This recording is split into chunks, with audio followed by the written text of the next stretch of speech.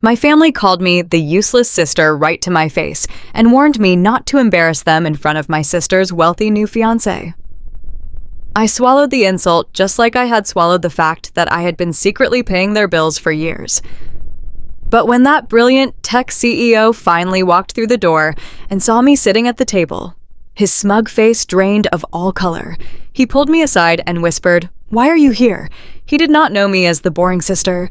He knew me as the ruthless auditor who held his entire company's fate in her hands. My name is Abigail. I am 32 years old, and I am a senior partner and lead auditor at one of the most aggressive venture capital firms in Chicago. But to my family, I am just a low-level bookkeeper with absolutely no ambition. It was a crisp Saturday evening when I turned my 12-year-old Honda Civic onto the long, manicured driveway of my parents' upscale suburban home. The neighborhood was the kind of place where lawns were cut by professionals, and every driveway featured at least 2 German luxury cars. My faded silver Honda stuck out like a sore thumb against the pristine brick exterior of my childhood home. I had barely put the car in park when the heavy oak front door swung open. My mother, Susan, marched down the front steps. She was wearing a tailored beige blouse and expensive slacks, her hair sprayed perfectly into place. She did not look happy to see me. She did not offer a hug or a warm greeting. Instead, she marched right up to my driver's side window and tapped aggressively on the glass. I rolled down the window and offered a polite smile. Before I could even say hello, my mother pointed a manicured finger toward the street. "Move your junk car to the street, Abigail," she hissed, looking nervously over her shoulder at the neighbors' houses.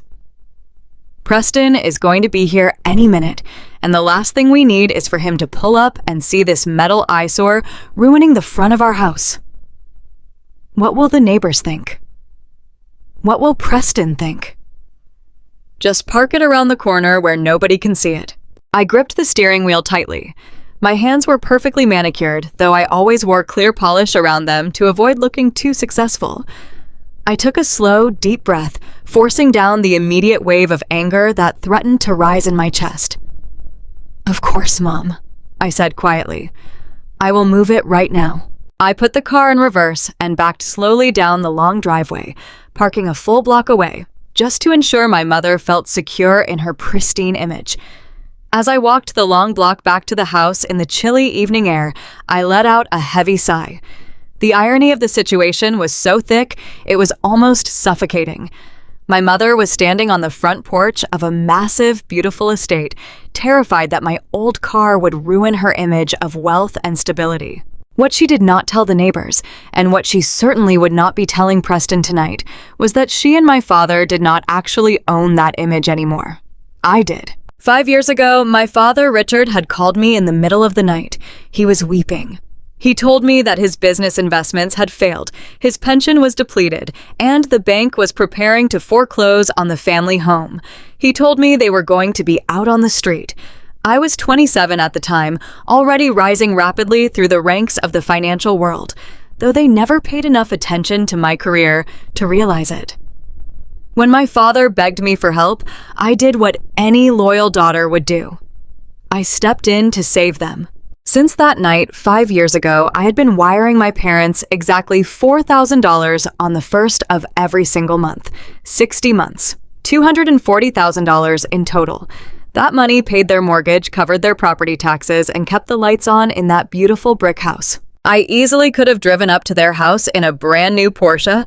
I could have worn designer suits and diamond jewelry. I could have bought their house in cash. I was a senior partner handling multi-million-dollar acquisitions. I tore apart corporate ledgers for a living, hunting down hidden assets and corporate fraud. I was deeply respected and deeply feared in the Chicago financial district. But I hid my wealth from my family with the same intense dedication I used to audit corporate criminals. Why? Because I knew exactly who my parents were. If they knew I made a massive high six-figure salary, that $4,000 a month demand would quickly become $10,000. They would demand I pay for luxury vacations, country club memberships, and endless shopping sprees for my younger sister. They already treated me like a walking automatic teller machine while believing I was just a humble bookkeeper scraping by. If they knew the truth, they would bleed me completely dry. So I kept my cheap apartment address on file for them. I bought my clothes from thrift stores when I went to visit. I drove the old Honda Civic. I played the role of the boring, unsuccessful daughter perfectly, just to keep the peace and protect my own future. I walked up the front steps and opened the heavy front door, stepping into the warm, cinnamon-scented air of the foyer. The house looked immaculate.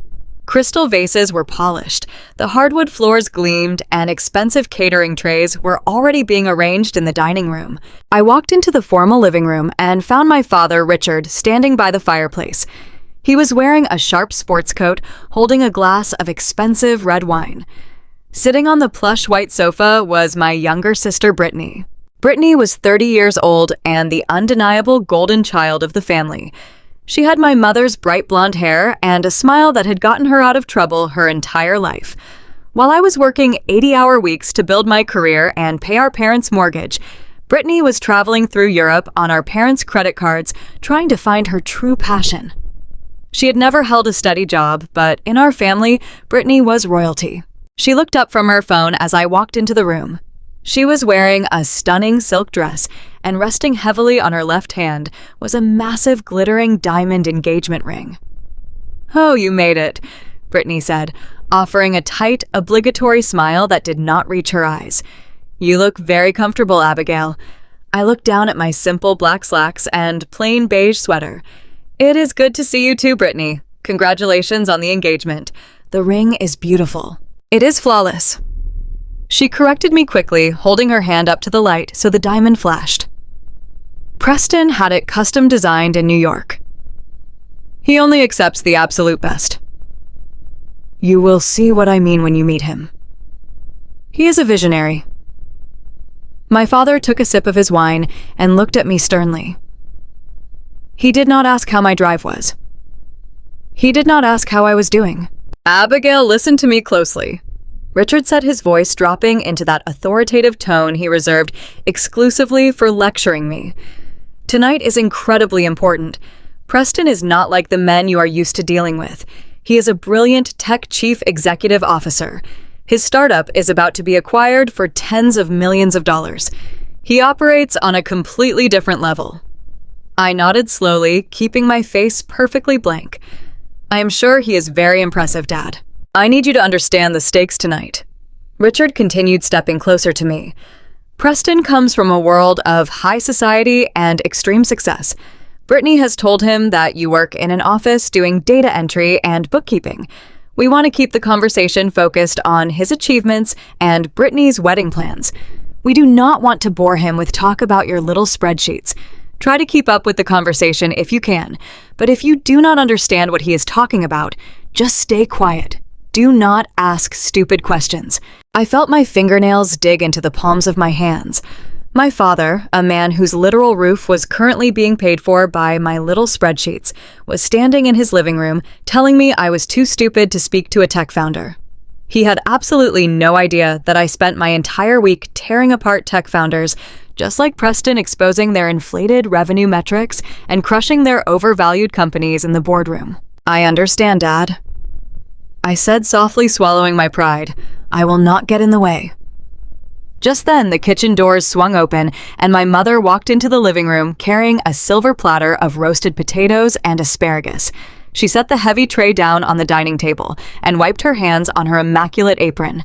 She turned and looked at me, her eyes immediately darting up and down my plain outfit with obvious distaste. "Are you really wearing that to dinner?" Susan asked, her tone dripping with disappointment. "I thought I raised you to have a little more pride in your appearance, Abigail. This is a celebration, not a funeral." "It is fine, Mom," Brittany chimed in, waving her hand dismissively. "Preston knows Abigail is just the practical sister. He does not expect her to look like a model. Besides, it makes me look even better by comparison." Brittany laughed at her own cruel joke, and my father chuckled along with her. My mother simply sighed, adjusting the silver serving spoons on the table. She walked over to me, stopping just inches away. She looked me directly in the eyes, her expression completely devoid of any maternal warmth or affection. "Listen to me, Abigail.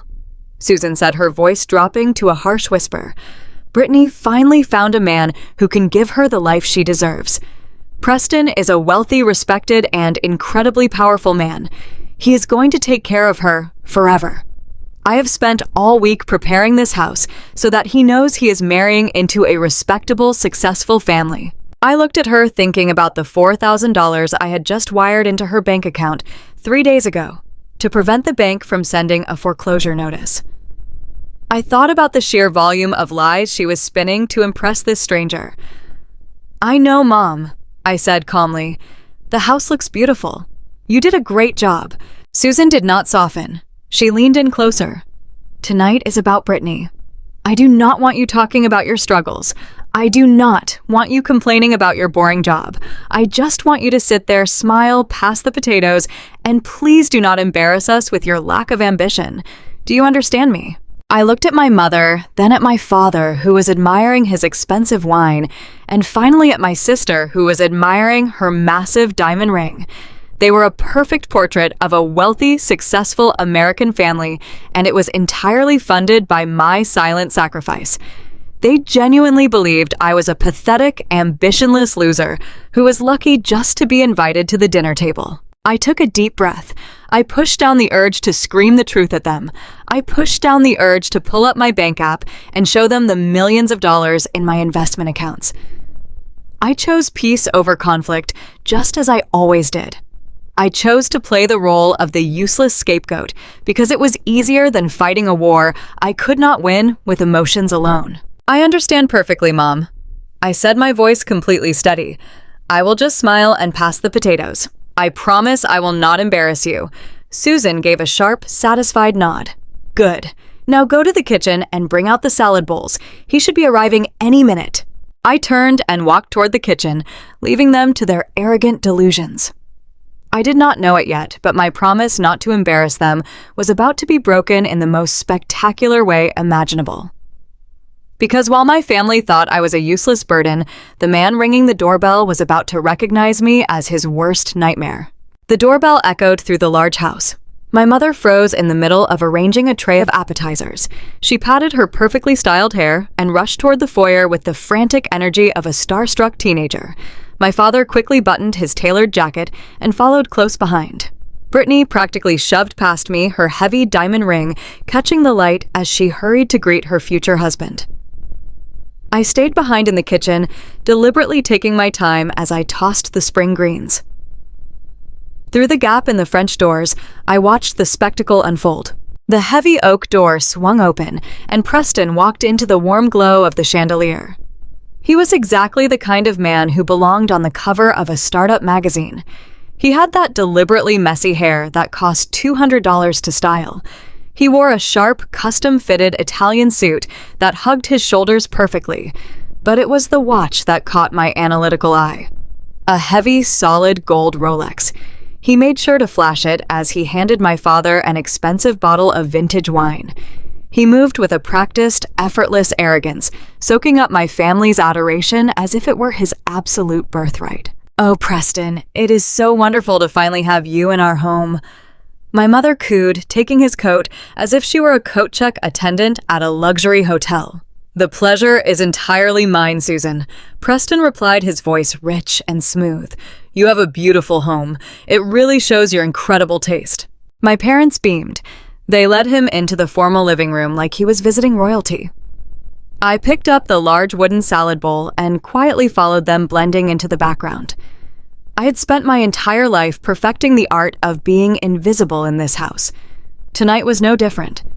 I moved silently around the long dining table, filling crystal water glasses and arranging the silverware, listening to the conversation flow from the living room. Preston was holding court, and my family was hanging on to his every word. He leaned back against the plush white sofa, swirling his wine glass with casual confidence. "The tech market is volatile right now, but we are absolutely crushing our quarterly projections," Preston declared smoothly. "We have disrupted the entire supply chain sector. Our user acquisition has grown by 400% in the last 6 months alone. It takes a lot of sleepless nights to build an empire, Richard, but the $50 million valuation makes it all worth it." My father nodded sagely, taking a sip of his wine. That is incredible, Preston. It takes a real visionary to build something from the ground up. Not everyone has that kind of drive. Some people are just content to clock in, collect a modest paycheck, and let life pass them by. My father did not look at me when he said it, but the implication hung heavy in the air. He was talking about me, the humble bookkeeper who supposedly lacked the ambition to do anything meaningful with her life. I stood by the dining table holding a silver water pitcher and simply stared at the back of Preston's perfectly styled head. If my father only knew, if he only knew that the man sitting on his sofa was spitting out fabricated numbers and imaginary growth metrics. I did not need to guess if Preston was lying. I already knew he was. I had spent the last 2 weeks verifying every single one of those claims, and I knew exactly how much debt was hiding behind that gold Rolex. But I kept my face blank. I poured the ice water. I let them live in their arrogant fantasy for just a few minutes longer. Brittany leaned her head against Preston's shoulder and let out a bright, artificial laugh. "Well, I am just so proud of you, baby," she purred. "You work so hard. You deserve everything coming to you." Preston smiled and kissed the top of her head. "I'm just lucky to have a beautiful woman to share it all with," he said. My mother clapped her hands together, practically vibrating with joy. "Dinner is just about ready," she announced, gesturing toward the dining room. "Why do we not all sit down? Abigail, please bring out the bread basket." Brittany stood up and linked her arm tightly through Preston's. "Come on, darling," she said, pulling him toward the dining table. "I do not think you have officially met my sister yet. She has been hiding in the kitchen all night." Preston chuckled a rich, booming sound designed to project confidence and ease. I stood at the far end of the dining table, wiping my hands on a cloth napkin. I wore my plain beige sweater and simple black slacks, the perfect costume for the useless, boring sister they had painted me to be. "Abigail, come over here," Brittany called out, waving her hand with a dismissive flutter. "Preston, this is my older sister Abigail. She just does basic bookkeeping in the city. Abigail, this is Preston, the genius I have been telling you all about."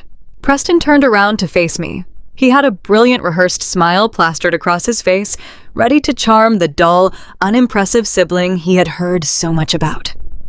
He raised his wine glass in a casual, condescending greeting. "It is a pleasure to finally meet the famous sister." Preston began smoothly. "Brittany tells me you are in data entry." "That must be very." His voice completely died in his throat. The word vanished from his lips. The smug, arrogant smile froze on his face, instantly hardening into a mask of pure terror. Our eyes locked across the dining room table. I did not offer a polite smile. I did not look away.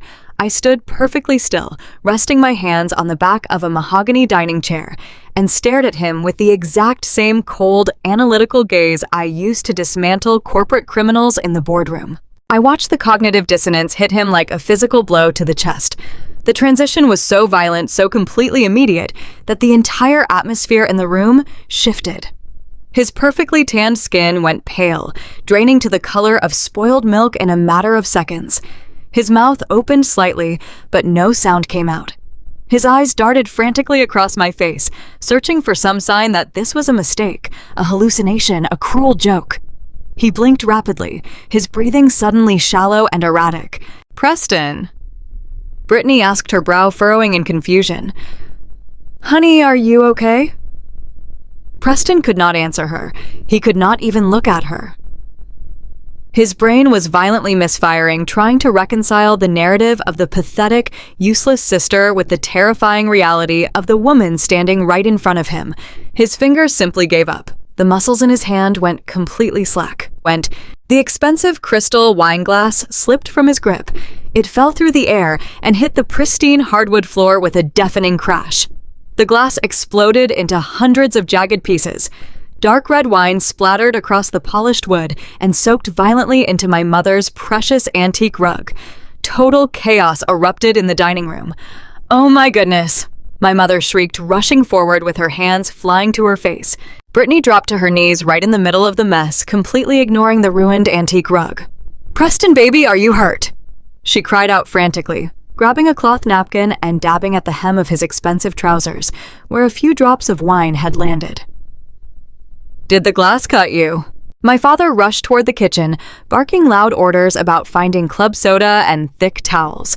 The three of them were completely consumed by the sudden disaster swarming around Preston to ensure their wealthy prize was not damaged or upset. But Preston was completely paralyzed. He did not look down at the shattered glass. He did not look at the dark wine soaking into his expensive Italian shoes. He did not even acknowledge Brittany kneeling at his feet. He just kept staring directly at me, his eyes wide with an absolute suffocating dread. The arrogant tech visionary had completely evaporated, leaving behind nothing but a terrified, cornered man.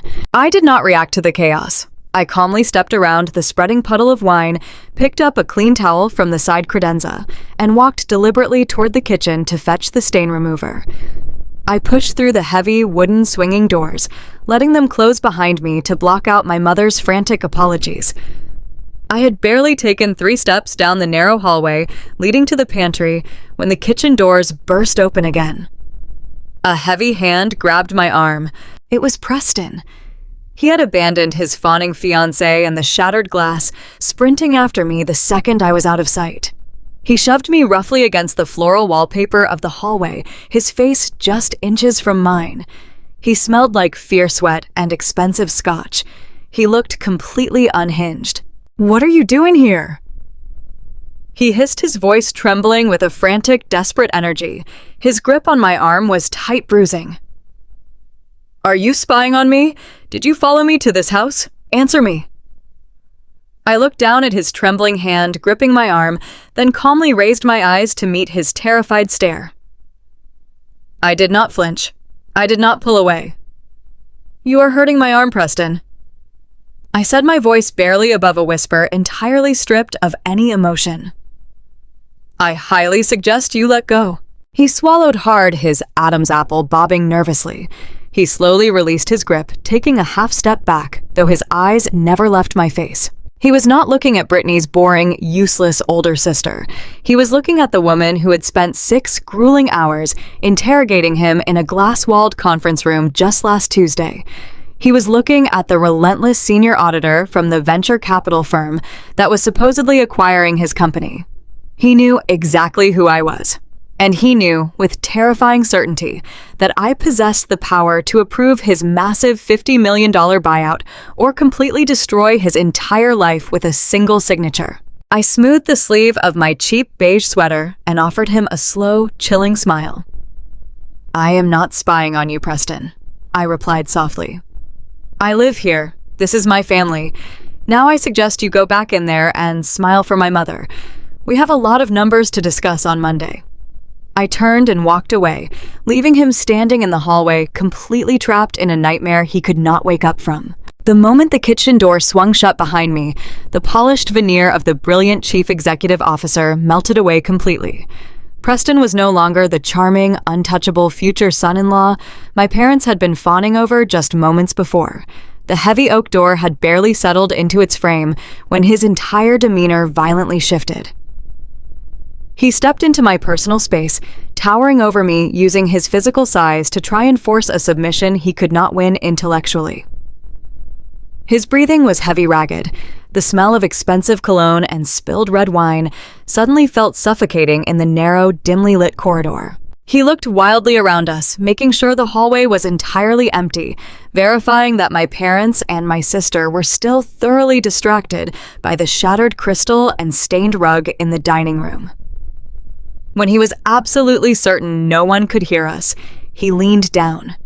His face was inches from mine. I had spent my entire adult life sitting across conference tables from men exactly like Preston, men who built houses of cards, painted them gold, and sold them to the highest bidder, men who used aggression and intimidation the moment they realized someone held the pin that could burst their fragile little balloons. I did not step back. I did not shrink. I simply looked up into his frantic, bloodshot eyes. "Are you listening to me, Abigail?" He demanded, his voice a harsh, raspy whisper that scraped against the quiet walls. "You are completely out of line. You have absolutely no right to bring your corporate witch hunt into my personal life. This is my family now. Brittany is my future wife. If you think you can use your position at the firm to sabotage my relationship, or use my relationship to compromise this $50 million buyout, you are making a massive mistake. He was grasping at straws, trying to establish a narrative where he was the victim of my professional overreach. It was pathetic, honestly.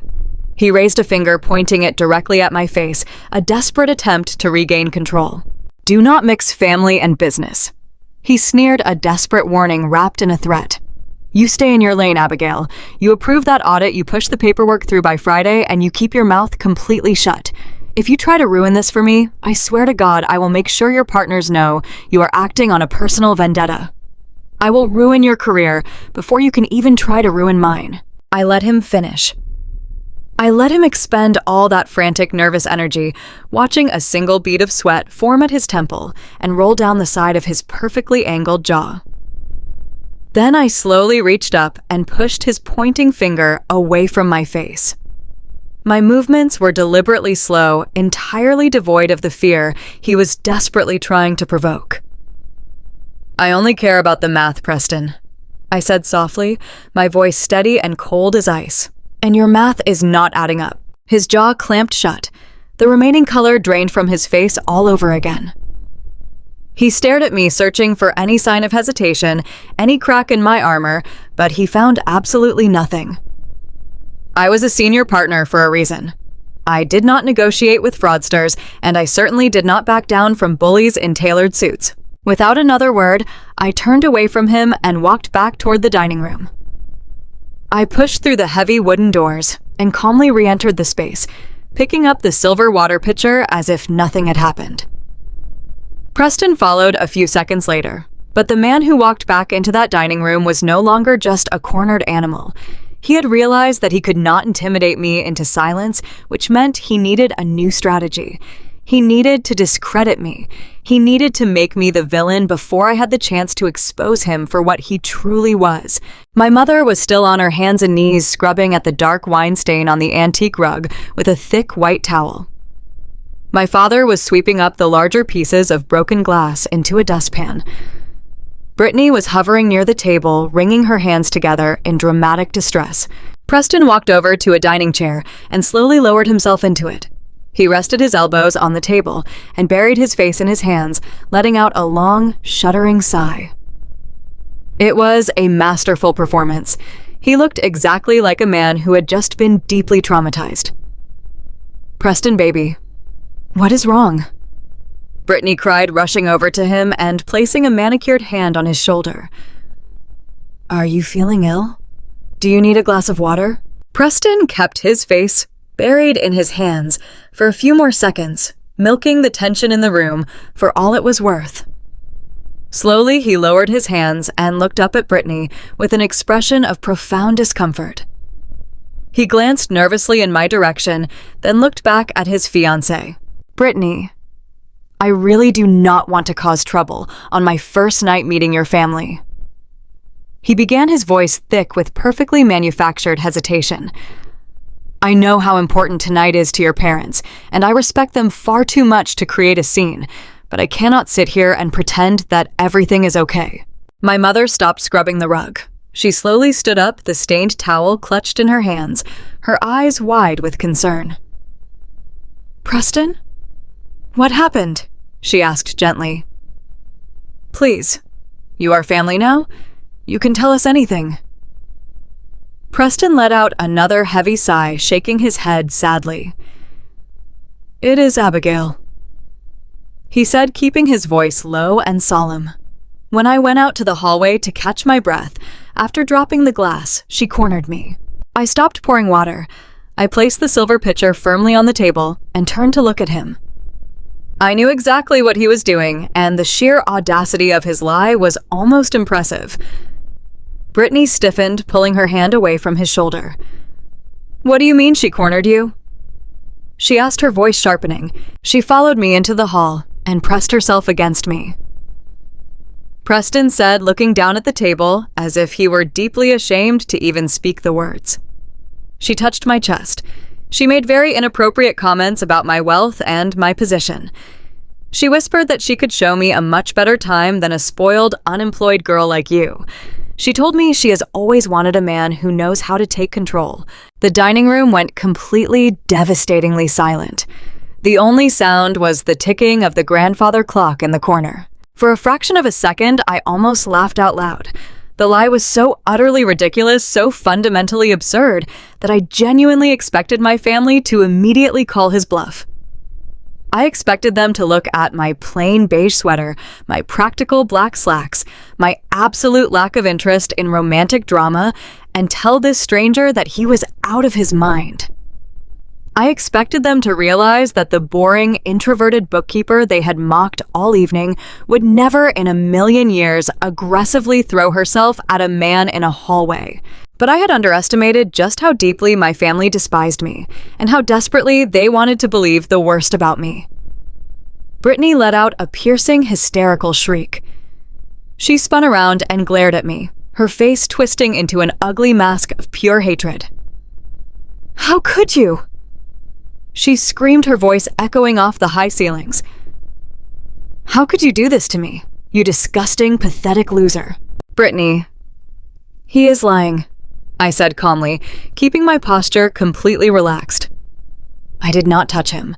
I did not say any of those things. He is making this up because he is terrified of me for reasons that have absolutely nothing to do with you. Shut your mouth," my father roared. Richard dropped the dustpan onto the floor with a loud clatter and marched toward me. His face was flushed crimson, the veins in his neck bulging with fury. "Do not stand there and call this man a liar in my house. You have always been jealous of your sister.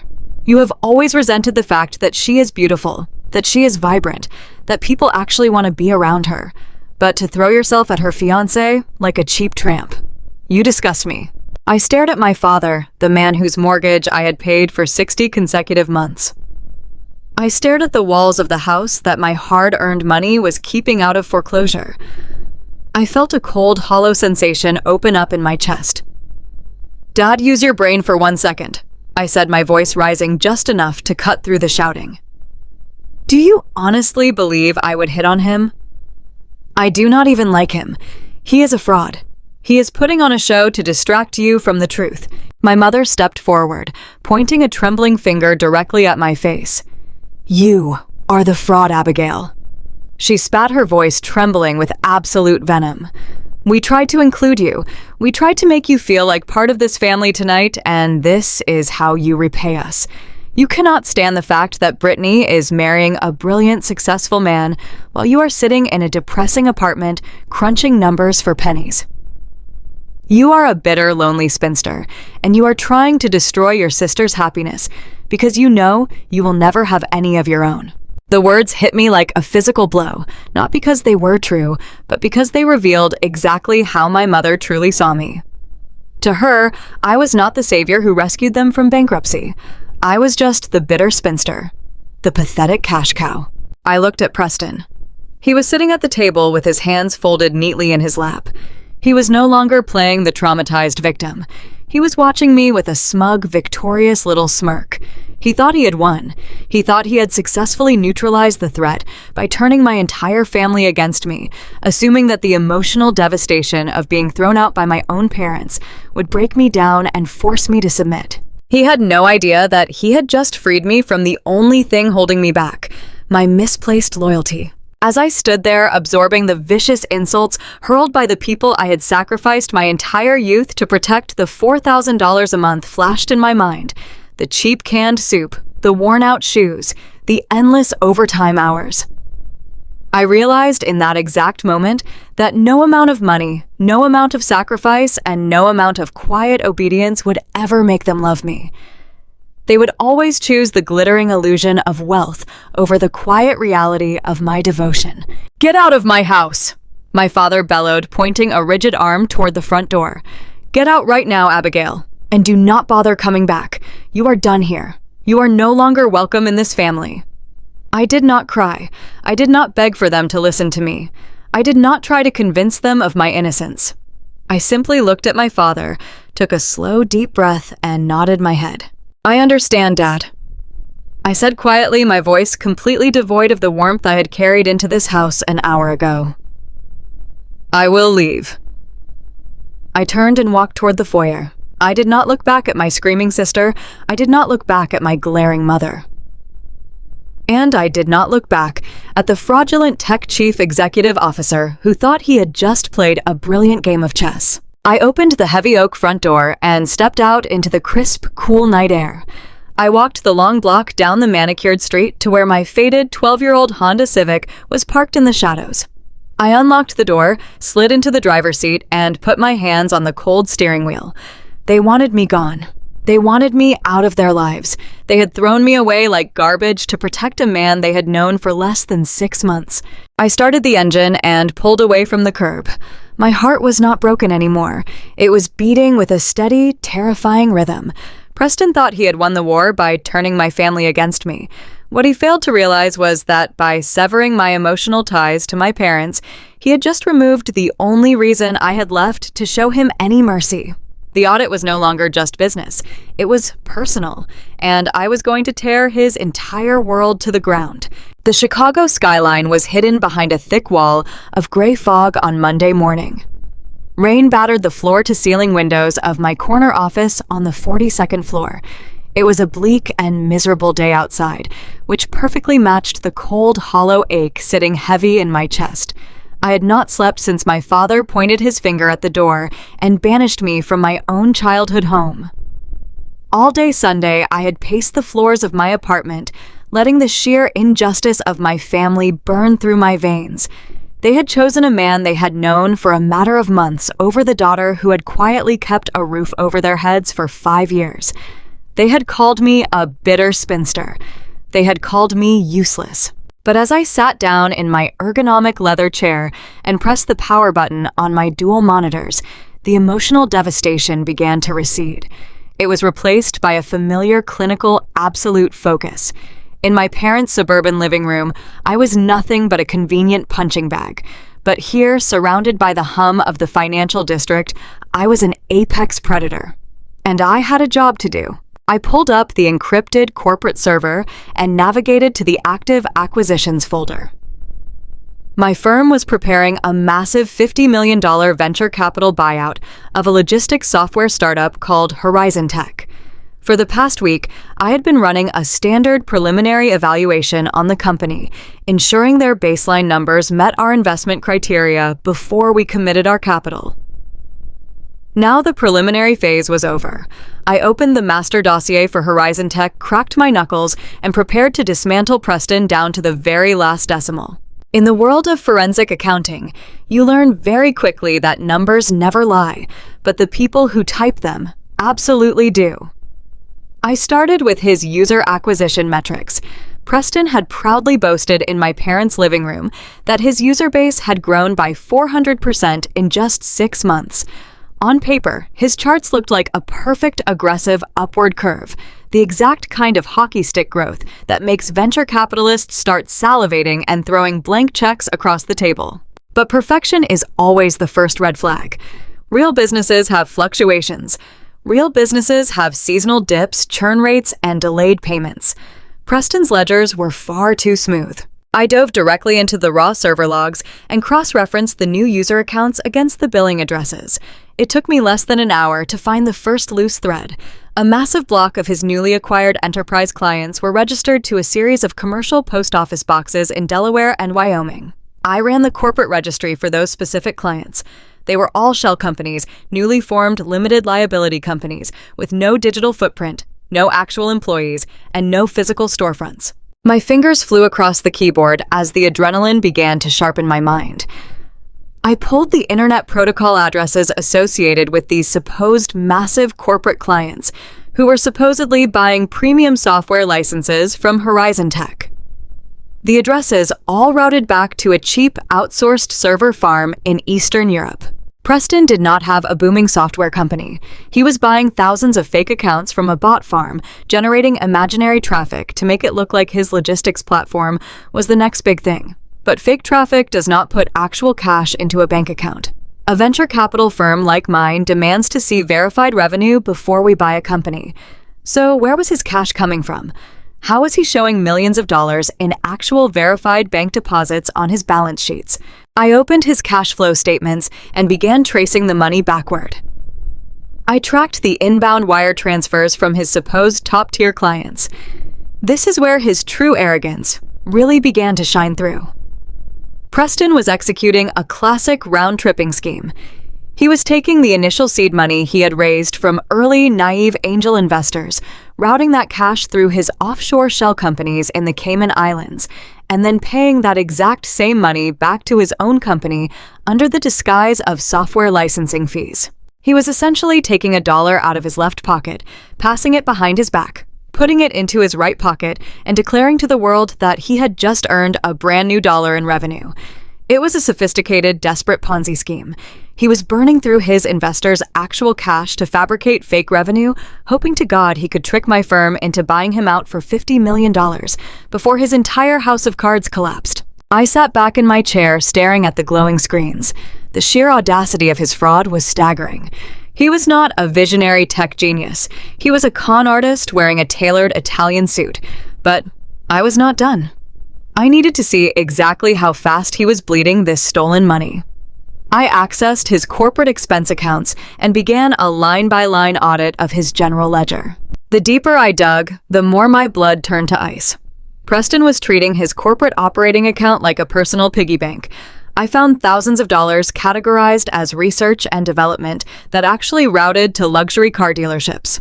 The lease on that sleek Porsche he drove to my parents' house, paid for by his investors. I found $50,000 coded as client entertainment that traced directly to luxury resorts in Aspen private yacht rentals and high-end steakhouses. And then I found it. The single line item that made my jaw clench so hard, my teeth ached. It was a wire transfer for $40,000, filed under the category of vendor acquisition costs. I pulled the corresponding invoice. The vendor was a high-end custom jeweler in New York City. The exact same jeweler my sister had bragged about when she shoved that massive diamond engagement ring in my face. Preston had not bought that ring with his hard-earned wealth. He had bought my sister's engagement ring using stolen investor funds, writing it off as a fake business expense.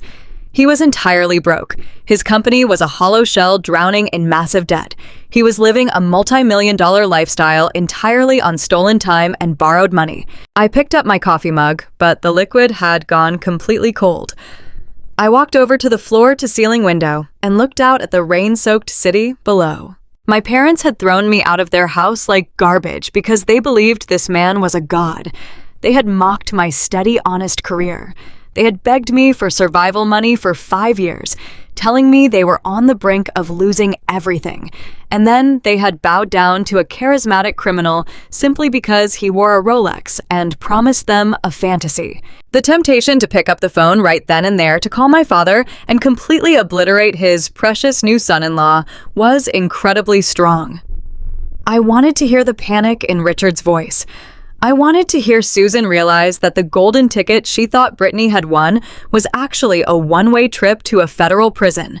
But I am a forensic accountant. I operate strictly on logic, precision, and undeniable proof. I could not just blow the whistle based on anger. The conflict I faced was deeply complex.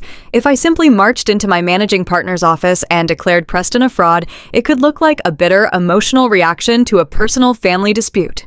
Preston had already laid the groundwork for that defense when he lied to my family, claiming I was a jealous spinster who had thrown herself at him. If he caught wind that I was sinking his deal, he would immediately contact my superiors. He would claim I was sabotaging his legitimate business out of spite. In the ruthless world of venture capital, any hint of a personal vendetta could get me removed from the audit entirely. It could even put my own professional license at risk for a conflict of interest. I had to dismantle him legally, surgically, and without breaking a single rule of corporate compliance. I had to build a dossier so completely bulletproof, so heavily verified by external banking records and undeniable digital forensics, that the United States Securities and Exchange Commission would have enough evidence to issue federal indictments the moment they saw it. I walked back to my desk and sat down. I spent the next 9 hours locked in my office. I skipped lunch. I ignored the buzzing of my personal cell phone. I pulled official tax records subpoenaed digital bank ledgers through our corporate compliance portal and compiled hundreds of pages of raw, indisputable data. I created clean, undeniable flowcharts that mapped out the exact path of Preston's money laundering operations. I documented the offshore accounts. I linked the fake IP addresses to the shell companies. I attached the invoice for Brittany's engagement ring directly to the fraudulent tax write-off. By the time the sun set over Chicago, plunging my office into shadows, illuminated only by the harsh blue light of my monitors, the trap was fully constructed.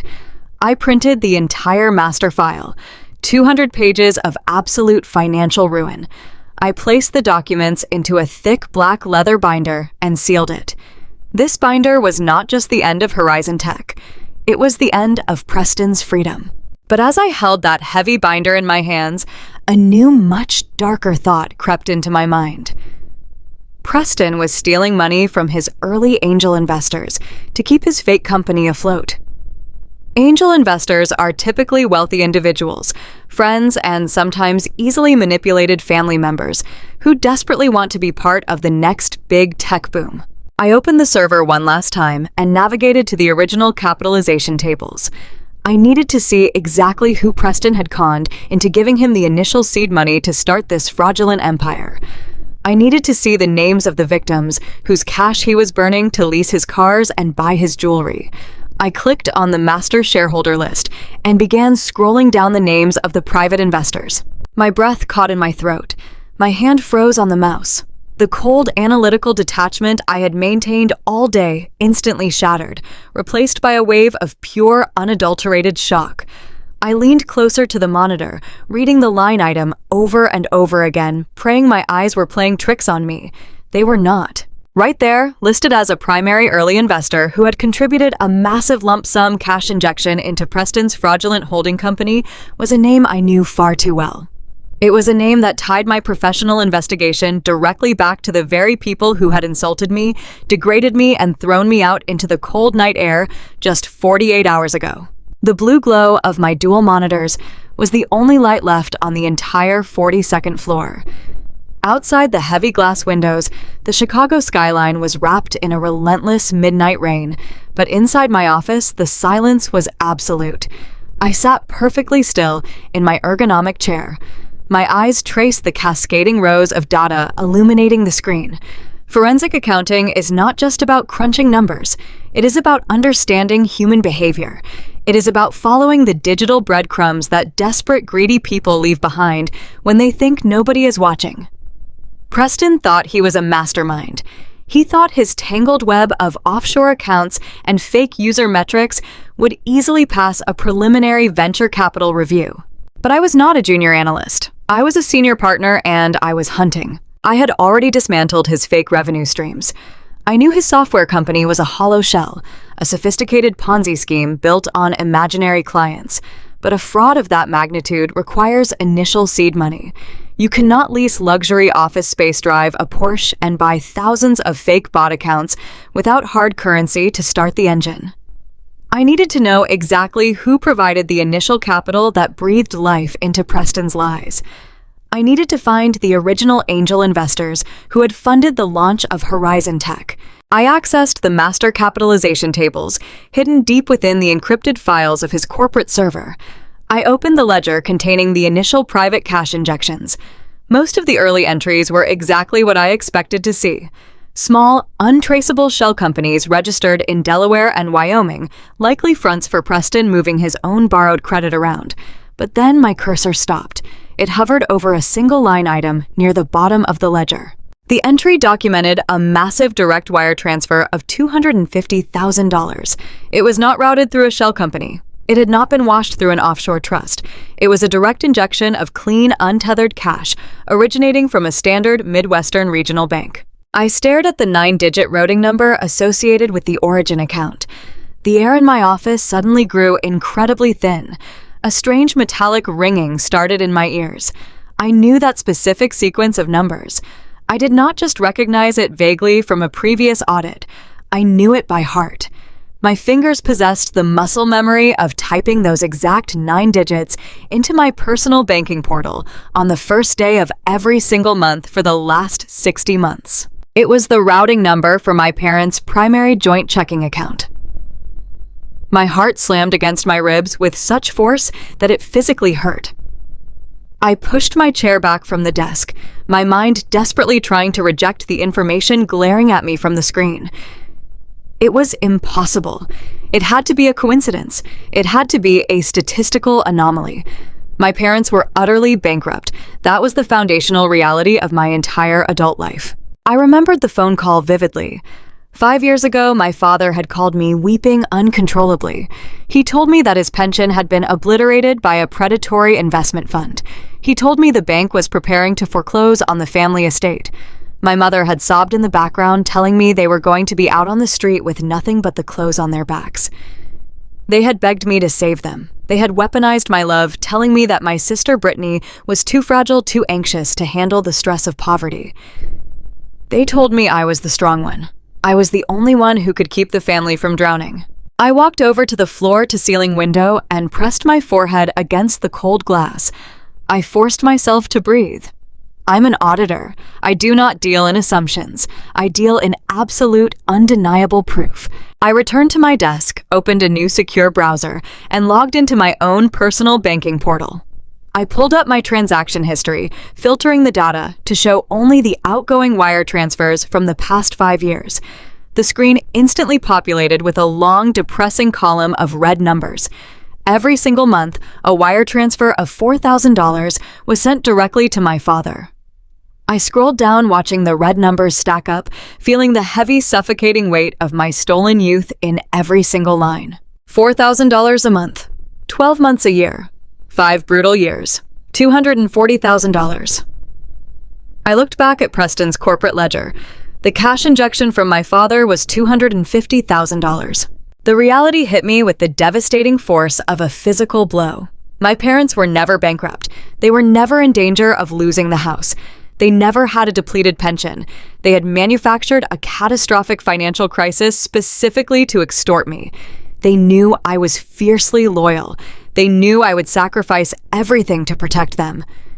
They had used my sense of duty as a weapon to drain my bank account, bleeding me completely dry, while they lived in absolute comfort. They had not used my $4,000 monthly transfers to pay a desperate mortgage. They had been actively stockpiling my survival money. They had hoarded every single cent I sacrificed, locking my blood, sweat, and tears into a high-yield savings account. And then just 3 months ago, they took the $240,000 I had suffered to provide added $10,000 of their own money to round up the figure and handed it directly to a charismatic con artist. The timeline clicked together with a sickening precision. 3 months ago was exactly when Preston had officially proposed to Brittany. I slumped forward in my chair, wrapping my arms around my stomach as a wave of profound nausea washed over me. I thought about the sheer magnitude of what I had endured over those 5 years. I'd lived in a damp, miserable basement apartment on the industrial outskirts of Chicago, where the heating barely worked in the dead of winter. I had slept wearing heavy sweaters and a winter coat, just to keep from shivering through the night. I had survived on canned soup and bulk pasta, rationing my groceries, so I would never miss a wire transfer to my parents. I had given up dating. I had given up vacations. I had given up the simple joy of buying a new pair of shoes without feeling overwhelming guilt. When the transmission on my old Honda Civic finally failed, I did not buy a new car. I walked 6 blocks to the train station in the freezing rain, taping cardboard inside my worn-out boots to keep my socks dry. I worked 60-hour weeks at the firm and took on exhaustive private tax clients on the weekends, grinding myself down to the absolute bone. I gave up my entire 20s because I truly believed I was keeping my parents from living on the streets. They knew exactly how I was living. They had watched me show up to family holidays wearing threadbare clothes and exhausted dark circles under my eyes. They had watched me quietly decline dinner invitations, claiming I was just busy with work, when they knew perfectly well I simply did not have the cash to split a restaurant bill. They had watched me suffer for 60 months, and they had not felt a single ounce of remorse. In fact, they had mocked me for it. The memories of the engagement dinner party just 48 hours ago played back in my mind, but this time the context turned the insults into pure poison. My mother had marched down the driveway completely disgusted by the sight of my old car, terrified it would ruin her image of wealth. She had looked me up and down in the living room, sneering at my cheap beige sweater and practical slacks. She had told me not to embarrass them with my lack of ambition. My father had stood in his immaculate house, holding a glass of vintage wine, and literally told me I was too stupid to speak to Preston. He had warned me not to bore the brilliant chief executive officer with my little spreadsheets. They had impoverished me on purpose, and then they had ridiculed the very poverty they forced me to endure. They had taken my money to fund the exact wealth they were using to humiliate me. I stared at the glowing digits on the monitor. Why did they do it? The answer was sitting right there in the date of the wire transfer. They did it for Brittany. They did it for their golden child. When Brittany finally brought home a man she wanted to marry, a man who projected the illusion of extreme high society wealth, my parents desperately needed to impress him. They needed to prove that they belonged in his elite circle. They wanted to ensure that Preston would marry their precious daughter and elevate the family status to a level they had always craved. But they did not want to diminish their own comfortable savings to buy his approval. So they used my money. They took the survival funds of their eldest daughter and handed it over as a massive investment in Preston's fake company. They essentially bought my sister a wealthy husband using my stolen life. And Preston had taken my hard-earned money, filtered it through his offshore shell accounts, and used it to lease his luxury cars, rent his private yachts, and purchase the massive $40,000 diamond engagement ring that Brittany had shoved in my face at dinner. I had literally paid for my sister's engagement ring by eating canned soup in a freezing basement. The tears did not come. There was no weeping. The devastating sorrow of realizing my parents never loved me was completely incinerated by a white-hot, all-consuming fury. The trembling in my hands stopped. My posture straightened. The cold, hollow ache in my chest solidified into a dangerous, terrifying calm. They thought I was just their naive, dutiful automatic teller machine. They thought I was a pathetic, invisible burden who would quietly absorb their abuse, accept their insults, and continue funding their spectacular illusions without ever asking a single question. They had completely forgotten who I was. They had forgotten what I do for a living. I am not a victim. I am a corporate executioner. I tear apart fraudulent empires, expose liars, and orchestrate financial ruin with the stroke of a pen. I destroy men exactly like Preston every single day before I even take my lunch break. I leaned forward, placing my hands flat on the cool mahogany wood of my desk. I was no longer just auditing Horizon Tech.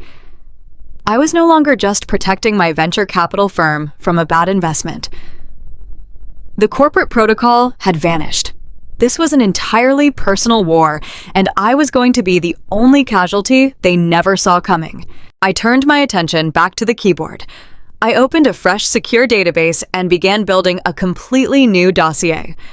I pulled the master transaction logs between my personal checking account and my father's regional bank. I documented every single date, every wire confirmation number, and every digital signature over the past 5 years. I created a sprawling, undeniable timeline that mapped out the exact flow of the money. I tracked my paycheck, moving into my account, transferring into my father's account, and then sitting there accumulating month after month until it was deployed directly into Preston's fraudulent holding company. I was building a legally binding, indisputable paper trail of criminal extortion. In the eyes of the law, taking money under the false pretense of a manufactured bankruptcy is wire fraud. When you use electronic banking systems to cross state lines while executing a deliberate financial deception, you are committing a federal crime. My parents had not just been horribly cruel to their eldest daughter, they had been incredibly, foolishly illegal. I spent hours formatting the evidence. I linked the initial fraud of their fake foreclosure directly to the massive cash injection they gave Preston. I attached the invoice for Brittany's diamond ring, showing exactly how Preston had used my stolen survival money to fund his personal luxury purchases. Every page I created was a nail in the coffin of their perfect family illusion. But I knew simply handing this over to the authorities was not enough. Sending my parents to prison would be too easy. Prison would allow them to become martyrs. They would spin the narrative to their wealthy country club friends, claiming that their bitter, jealous spinster daughter had framed them out of spite because she could not handle her sister's happiness. They would forever remain the victims in their own delusional story. I did not just want them behind bars. I wanted them utterly stripped of the status they valued more than my life. I wanted them to feel the exact same, suffocating, terrifying poverty they had maliciously forced me to endure for 5 long years. I wanted to dismantle their entire identity in front of the very people they had sacrificed me to impress. I looked at the clock on my monitor.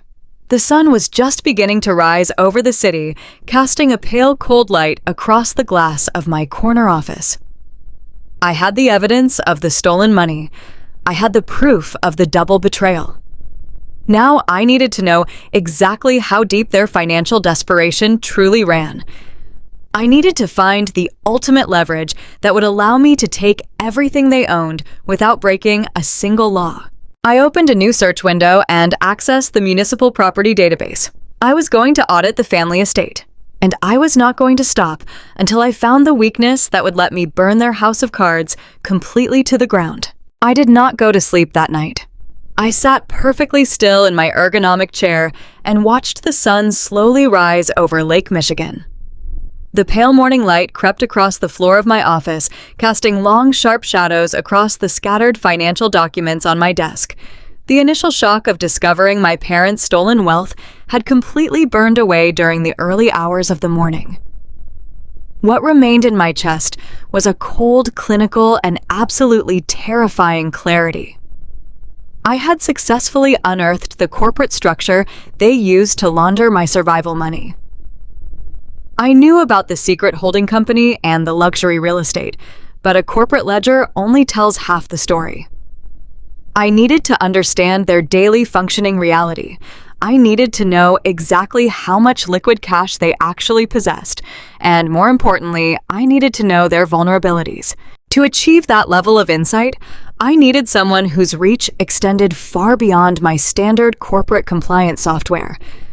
I picked up my phone and dialed a number I kept securely locked in my private contacts. I called David Thorne.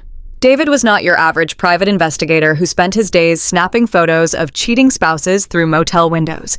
He was a former federal financial crimes agent who specialized in deep asset tracing and complex forensic reconstruction. He was the absolute best in Chicago.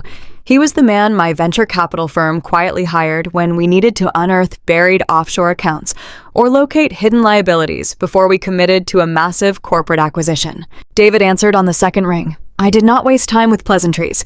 I gave him my parents' full legal names, their social security numbers, their suburban home address, and a very simple, direct mandate. I told him to tear their financial lives down to the absolute studs. I wanted to know every credit card balance, every loan application, every hidden bank account, and every single debt they carried. I told him I needed the complete picture in less than 48 hours. The next 2 days required a level of psychological compartmentalization that I did not know I possessed. I had to walk into the boardroom, sit across from my managing partners, and discuss the upcoming $50 million acquisition of Horizon Tech as if it were just another standard Tuesday. I had to review Preston's fabricated software metrics and smile politely at the executive team, knowing the entire time that the arrogant man leading the presentation had used my stolen money to buy my sister a diamond ring. I functioned like a perfectly programmed machine. I drank my black coffee, I nodded at the right moments, and I kept my profound fury locked tightly behind a polite professional mask. Late Thursday afternoon, my office phone buzzed. The receptionist announced that David Thorne had arrived. David walked into my corner office holding a thick, unmarked manila folder. He was a tall, remarkably quiet man who rarely showed any visible emotion, But as he sat down in the leather chair across from my desk, I noticed a distinct look of bewilderment on his face. For a man who had spent 3 decades untangling the absolute worst of human greed, it took a lot to genuinely surprise him. He slid the heavy folder across the polished mahogany desk. It stopped right in front of me. "You were right to ask me to dig deeper, Abigail." David said, his voice a low, steady rumble in the quiet room. "Your parents are not wealthy. At least, not anymore. They are currently executing one of the most reckless financial suicide missions I have ever seen in my entire career." I opened the folder. The first page was a summary of their immediate liabilities. I scanned the numbers, my eyes narrowing as I tried to make sense of the sheer absurdity of their spending. David leaned forward, tapping a specific column on the summary page. "Let us start with the country club engagement party scheduled for this Saturday." He explained smoothly. "Your parents booked the grand ballroom. They hired private chefs, a 12-piece string quartet, imported floral arrangements from Holland, and an open bar featuring top-shelf vintage champagne. The total upfront cost for the event was just over $100,000. I stared at him, my mind flashing back to the freezing basement apartment where I used to sleep in a winter coat just to save on the heating bill. $100,000 for a single party. It was a sickening display of pure vanity. But they did not use liquid cash to pay the country club. David continued, his tone turning grim. "Your parents drained their available savings months ago to maintain their luxury lifestyle. So to fund this extravagant engagement party, they went to a secondary lender and took out a massive home equity line of credit. A HELOC. They leveraged the entire remaining equity of their suburban estate. They literally put a lien on the house they live in just to buy expensive appetizers and impress a room full of strangers." I flipped to the attached loan documents. There it was in undeniable black and white. Susan and Richard had signed away the safety of their own home just to host a party that would prove to Preston and his high society family that the family belonged in their elite social circle. They had mortgaged their literal roof just to project an illusion of spectacular wealth. But David was not finished. The home equity line of credit was just the beginning of the nightmare. "That is not the worst part, Abigail," David said quietly. "Look at the primary mortgage statements on page 4. I turned the pages. My eyes scanned the bank records detailing the primary mortgage on their suburban house.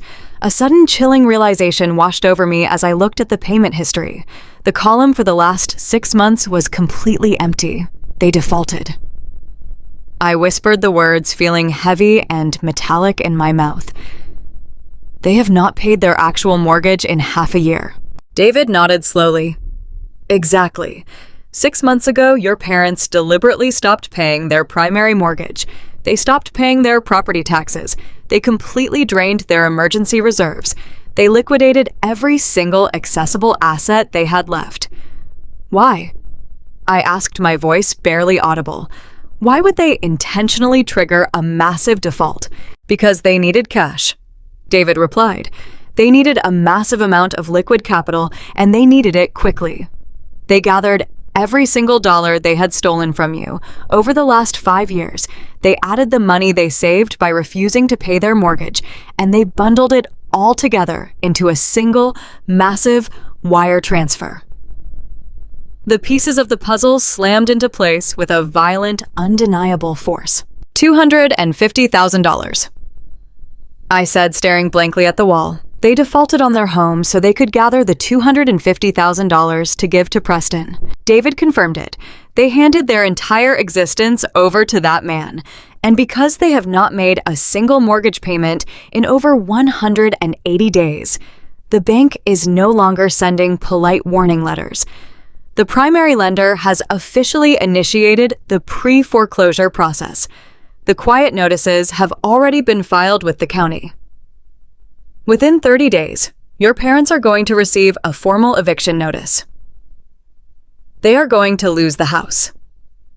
They are going to lose the shell company properties because they use them as collateral for the business loans.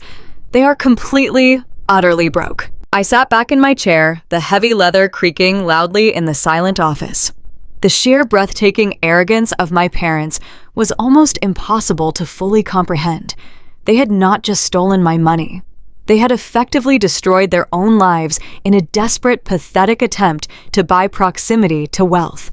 They had looked at Preston, a man driving a leased Porsche and wearing a shiny gold Rolex, and they had believed every single lie he sold them. They believed he was a brilliant tech visionary. They believed his logistics software company was actually worth $50 million.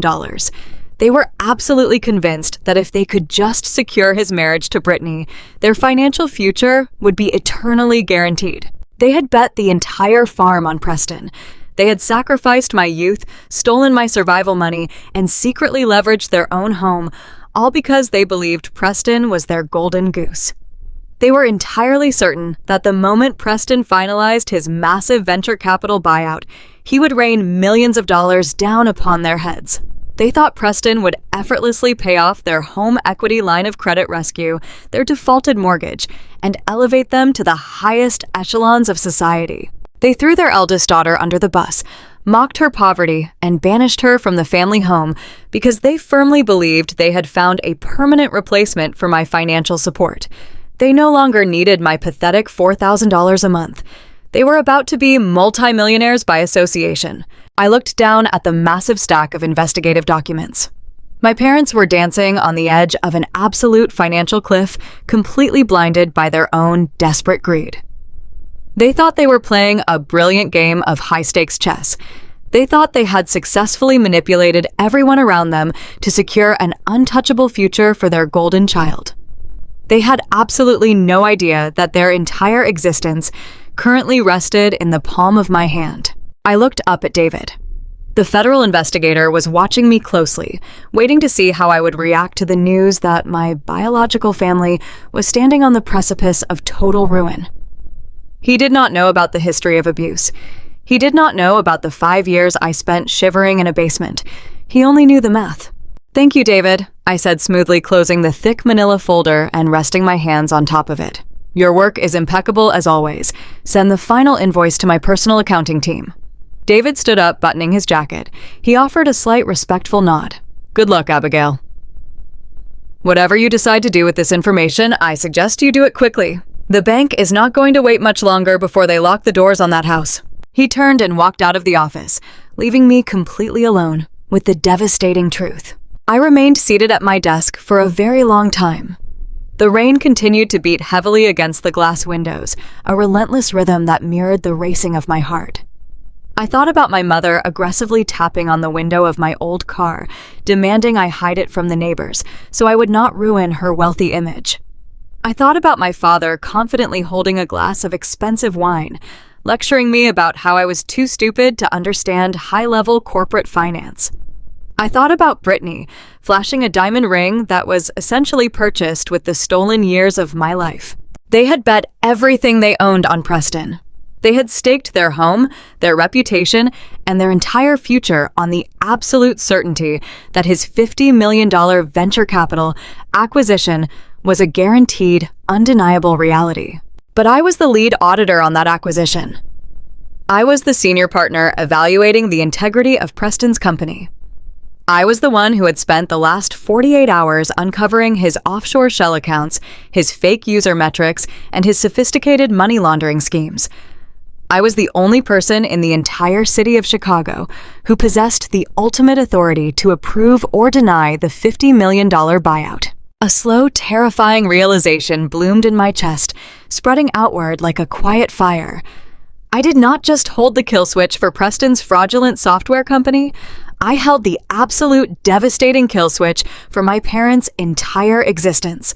By exposing Preston to the venture capital board, I would instantly obliterate the $50 million deal.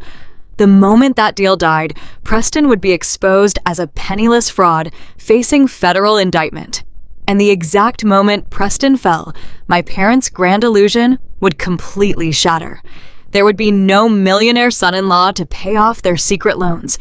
There would be no magical influx of cash to save them from the bank. The foreclosure would proceed. The luxury vehicles would be repossessed. The country club would demand their money. My parents had built an incredibly fragile house of cards, stacking their vanity, their greed, and their cruelty into a towering monument of lies, and they had unknowingly handed the singular match that could burn it all to the ground directly to the daughter they despised. I opened the bottom drawer of my desk and pulled out a fresh unlined notepad. I picked up my favorite heavy silver pen. I did not feel sorrow anymore. I did not feel pity. I only felt the cold, undeniable weight of absolute justice. I was going to let them host their extravagant $100,000 engagement party. I was going to let them drink their vintage champagne and celebrate their fake wealth in front of all their high society friends. And then I was going to step into the light and legally, systematically strip them of every single thing they thought they owned. Tuesday morning arrived with a blinding glare, reflecting off the steel and glass skyscrapers of the Chicago financial district. Sunlight flooded through the massive windows of my corner office, illuminating the pristine mahogany desk and the meticulously organized stacks of files I had prepared the night before. I was sitting in my ergonomic chair, reviewing the final parameters of the hostile takeover, when my desk phone softly chimed. It was my receptionist, her voice carrying a distinct tone of professional caution. She informed me that a man named Preston was waiting in the lobby. He did not have an appointment, but he insisted the matter was an urgent family emergency. I took a slow, deep breath, feeling the steady, rhythmic pounding of my own heart.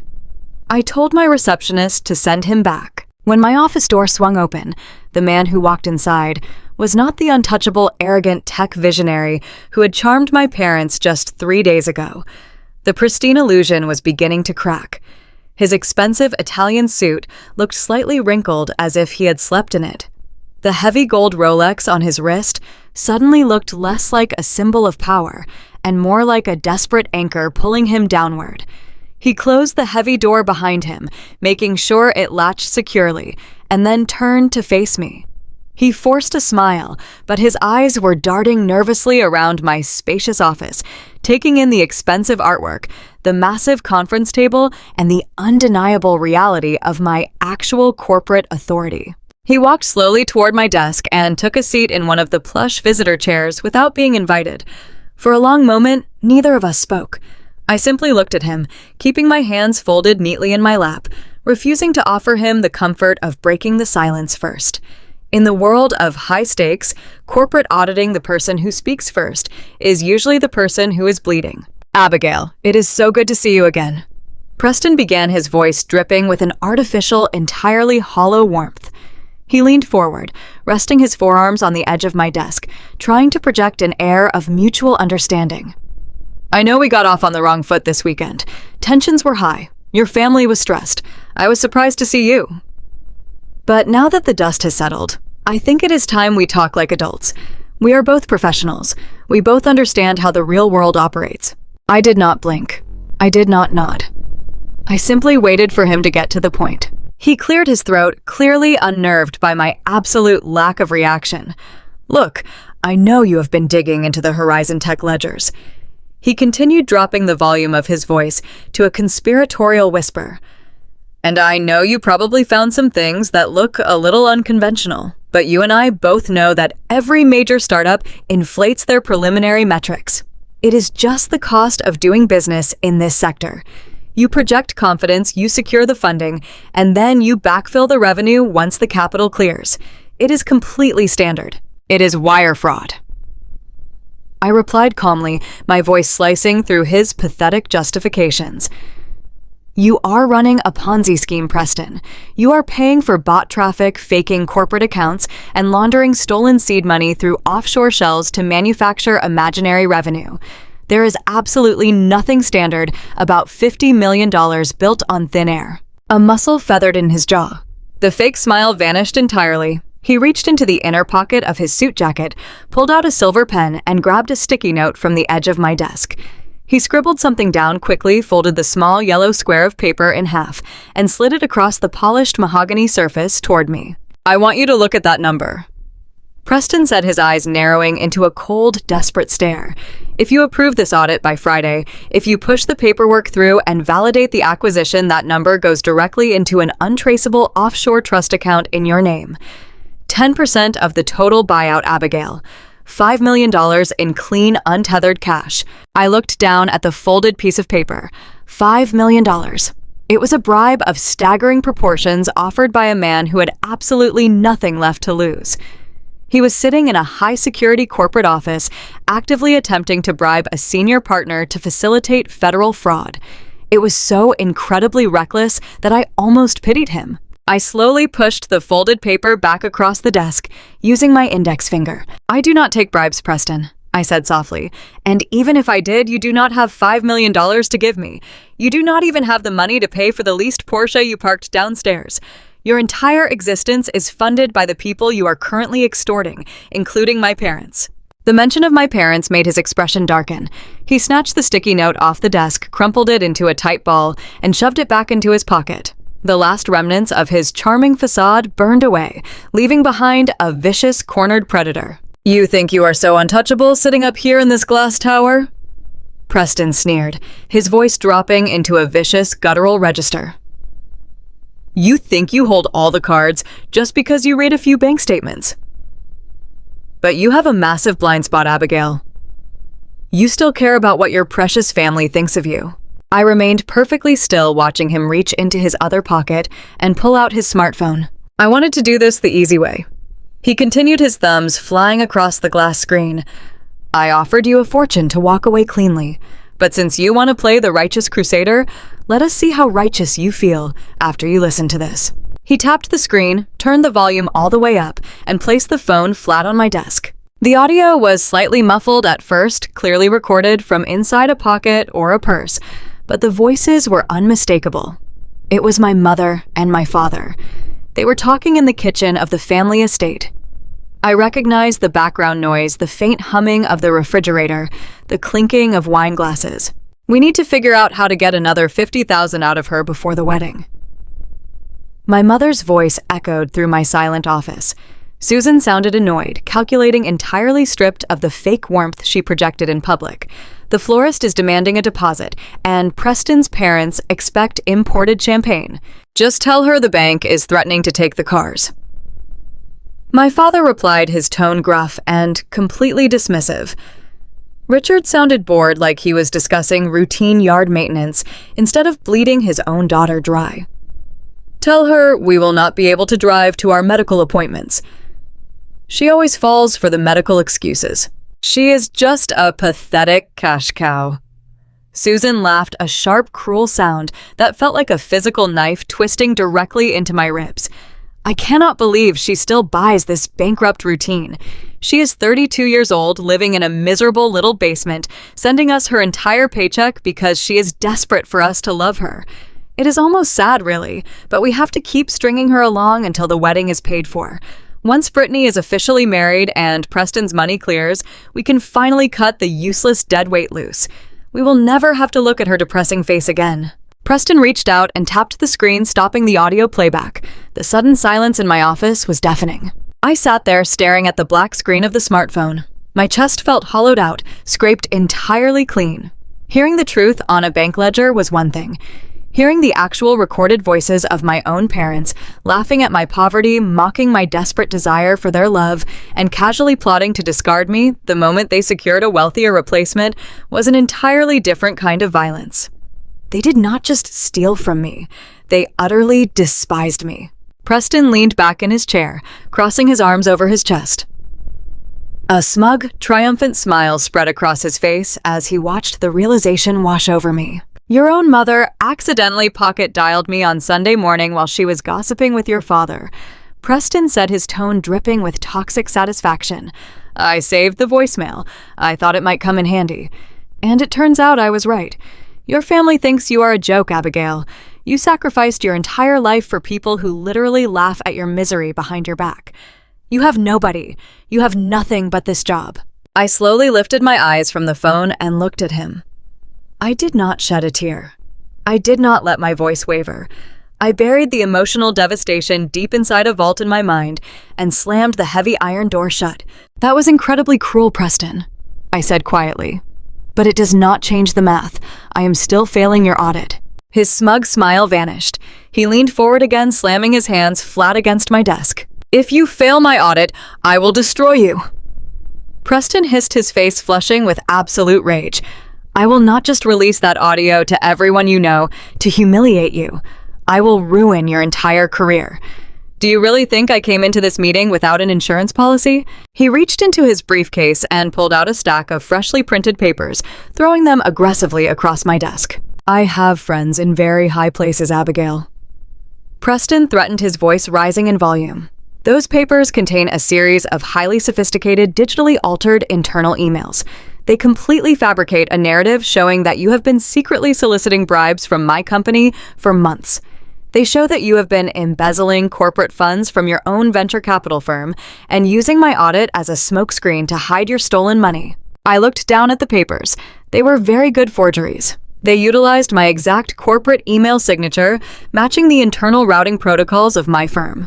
If you do not sign the approval forms by tomorrow morning, I am sending these documents directly to the Securities and Exchange Commission and copying your managing partners. Preston sneered, standing up from his chair to tower over my desk. I will tell them you demanded $5 million from me, and when I refused to pay you, tanked my legitimate buyout out of pure spite. Your firm will fire you immediately. The federal authorities will strip you of your accounting license. You will face a massive federal investigation, and by the time you manage to clear your name, if you ever do, your reputation in this industry will be permanently eradicated. You will have nothing, Abigail. No family, no money, and no career. He stood there breathing heavily, radiating a toxic, victorious energy. He truly believed he had backed me into an inescapable corner. He believed that the threat of public humiliation, combined with the threat of federal indictment, would force me to submit just like I had submitted to my family for years. I looked down at the forged emails. I looked at the smartphone sitting on my desk, and then, very slowly, I looked up at the arrogant criminal standing in my office. I reached my hand under the heavy mahogany edge of my desk. I found the small concealed silver button mounted near my right knee. I pressed it firmly. A soft electronic chime echoed from the ceiling of the office. The small green indicator light on my desk phone instantly shifted to a solid, bright red. Preston frowned, glancing up at the ceiling and then down at the red light. What was that? He demanded, his voice faltering slightly. That was the corporate compliance security lock. I said, my voice perfectly calm and completely level. You see, Preston, you made a very severe miscalculation today. You walked into the lead auditing office of a multi-billion-dollar venture capital firm, assuming this room functioned like a normal suburban living room. It does not. I folded my hands neatly on top of the forged emails. Because we handle highly sensitive, highly volatile corporate acquisitions, every single executive office on this floor is wired with a state-of-the-art closed-circuit recording system. I continued watching the blood begin to drain from his face all over again. By pressing that button, I just formally timestamped and archived the last 20 minutes of our conversation directly to the firm's secure legal server. Preston took a staggering step backward.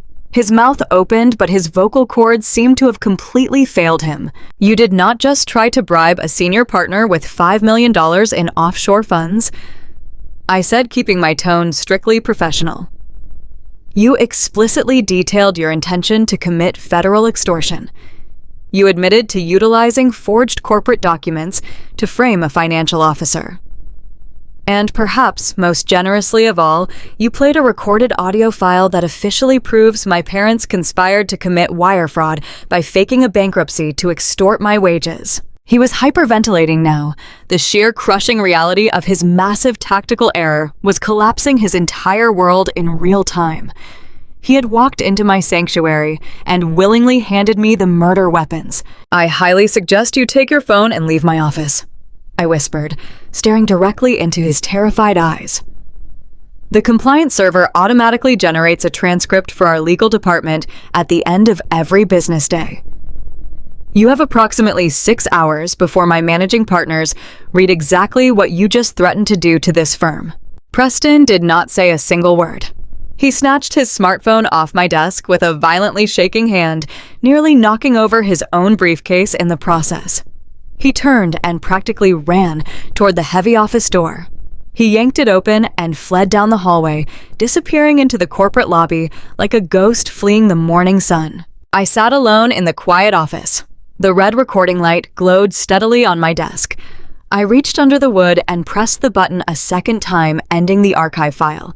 The pain of hearing my parents mock my existence still throbbed like a fresh wound in my chest, but the pain no longer mattered. Preston had tried to break me with their cruelty, but all he had truly done was hand me the absolute, undeniable justification I needed to finish the job. The clock was ticking on his fraudulent empire, and my parents were completely tethered to his sinking ship. I turned back to my monitors, pulled up the property deeds for the family estate, and prepared to execute the final devastating phase of my hostile takeover. The cold morning light crept across the polished floor of my corner office. I stood by the massive glass windows and watched the city wake up far below me. The storm had finally passed, leaving the streets washed clean and shining in the early sun. Inside my mind, a similar storm had broken and cleared. The devastating realization of my parents' massive financial betrayal no longer felt like a crushing weight. It felt like a perfectly sharpened blade resting quietly in my hands. Preston had stormed out of my office, completely paralyzed by the knowledge that I had recorded his entire extortion attempt. He knew his fraudulent empire was bleeding to death, but my parents were still completely oblivious, blindly marching toward the edge of an absolute cliff. I packed my briefcase, smoothed the lapels of my jacket, and left the glass tower. I had a very different kind of meeting to attend. My parents had always operated under a fundamental misunderstanding of my financial reality. They knew I worked at a prestigious venture capital firm, but they assumed my income was completely consumed by the massive $4,000 monthly survival wire I sent to them. They thought the basement apartment I lived in and the threadbare clothes I wore were simply the unfortunate results of my limited earning potential. They believed they were draining me dry. What they failed to understand was that a senior partner at a top-tier financial institution earns a substantial base salary and receives massive quarterly performance bonuses. I had lived in absolute freezing poverty because I was desperately trying to save their home, but I had quietly taken the remainder of my untouched corporate bonuses and invested them. For 5 years, I had funneled my remaining income into high-yield municipal bonds and aggressive blue-chip index funds. My personal net worth had quietly grown into a formidable, completely liquid fortune. I simply never spent a single dime on my own comfort because I believed my family was starving. Now I was going to use that heavily guarded wealth to completely purchase their ruin. I took a private car across the city to the discreet mahogany-lined offices of Arthur Penhaligon. Arthur was my private wealth attorney. He was a brilliant, meticulous man who handled the estates of some of the most powerful people in Chicago. I sat down in the plush leather chair across from his desk and handed him the thick manila folder containing the investigative report on my parents' true financial standing. I told Arthur to look at the primary mortgage and the massive home equity line of credit my parents had taken out against the family estate. I explained that they had deliberately defaulted on their primary mortgage for over 6 months in order to hand $250,000 to a fraudulent tech executive. I informed him that the regional bank was currently in the quiet preliminary stages of formal foreclosure. Arthur reviewed the documents, his expression entirely unreadable. He placed the papers flat on his desk and looked up at me. He told me that the regional bank was currently holding a highly toxic asset. Banks generally despise the lengthy, expensive, and public process of foreclosing on massive suburban estates. They strongly prefer immediate liquidity. I leaned forward and told Arthur that I did not want the bank to foreclose on the property. I told him I wanted to buy the debt myself. Arthur gave me a slow, deeply understanding nod. He immediately recognized the sheer scale of the maneuver I was requesting. He explained that we would need to operate through a blind corporate trust to ensure my name never appeared on any of the initial inquiries. If the regional bank or my parents discovered that their eldest daughter was the one acquiring the non-performing loan, they might attempt to stall or legally block the transaction out of pure spite. Arthur immediately contacted the lending institution on my behalf. Operating through the newly established blind trust, he offered the bank a direct lump sum cash buyout for the entire non-performing loan portfolio associated with my parents' suburban estate. He offered to take the toxic debt completely off their hands by the end of the business day. The regional bank agreed to the terms almost instantly. They were absolutely thrilled to liquidate the bad debt without enduring a messy public eviction process. The next 48 hours moved with a terrifying, beautiful efficiency. I sat in Arthur's office and signed my name on dozens of pages of dense legal text.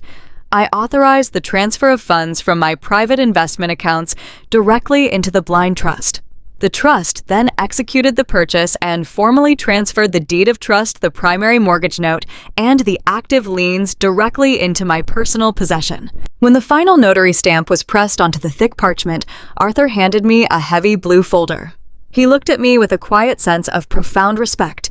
He told me that the transaction was legally binding and absolute. I stood outside the law firm on the bustling city sidewalk, holding the blue folder tightly against my chest. Inside that folder was the complete, undeniable legal ownership of my childhood home. My parents were no longer the masters of their grand suburban estate. They were completely penniless, defaulted borrowers living entirely on borrowed time. I was officially their sole creditor. I owned the walls. I owned the roof. I owned the sweeping hardwood staircase where my father had stood and called me a worthless spinster. I owned the immaculate dining room where my mother had sneered at my plain clothes. I owned the manicured front lawns they used to project their fake high society wealth to the rest of the neighborhood. The sheer overwhelming irony of the situation settled over me like a heavy, warm blanket. They had thrown me out of that house into the freezing rain like stray garbage.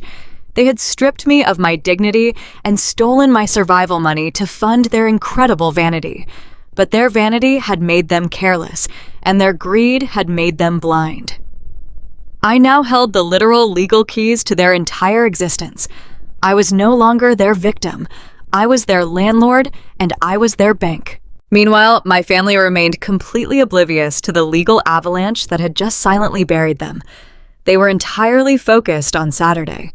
The grand engagement party was scheduled to take place in the expansive backyard gardens of the estate they no longer owned. My parents were determined to show Preston and his supposedly wealthy family that the Thompson bloodline was practically royalty.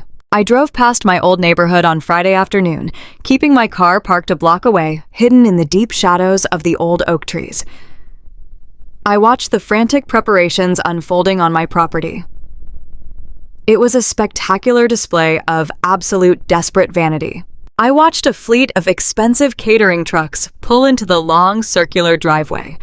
I watched a team of workers sweating in the afternoon sun as they set up massive, pristine white event tents across the manicured grass. Men on tall ladders were busy stringing thousands of expensive fairy lights through the branches of the ancient trees. Delivery vans arrived carrying massive blocks of ice for custom sculptures and hundreds of imported floral arrangements that cost more than my first car. They were bleeding out their very last drops of stolen credit to impress a man who was entirely broke.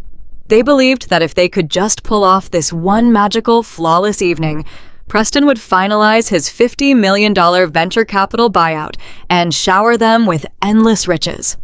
They were desperately trying to secure their golden ticket, completely unaware that the venture capital partner holding the final approval signature was the very daughter they had banished. I rolled up my car window and drove back into the city.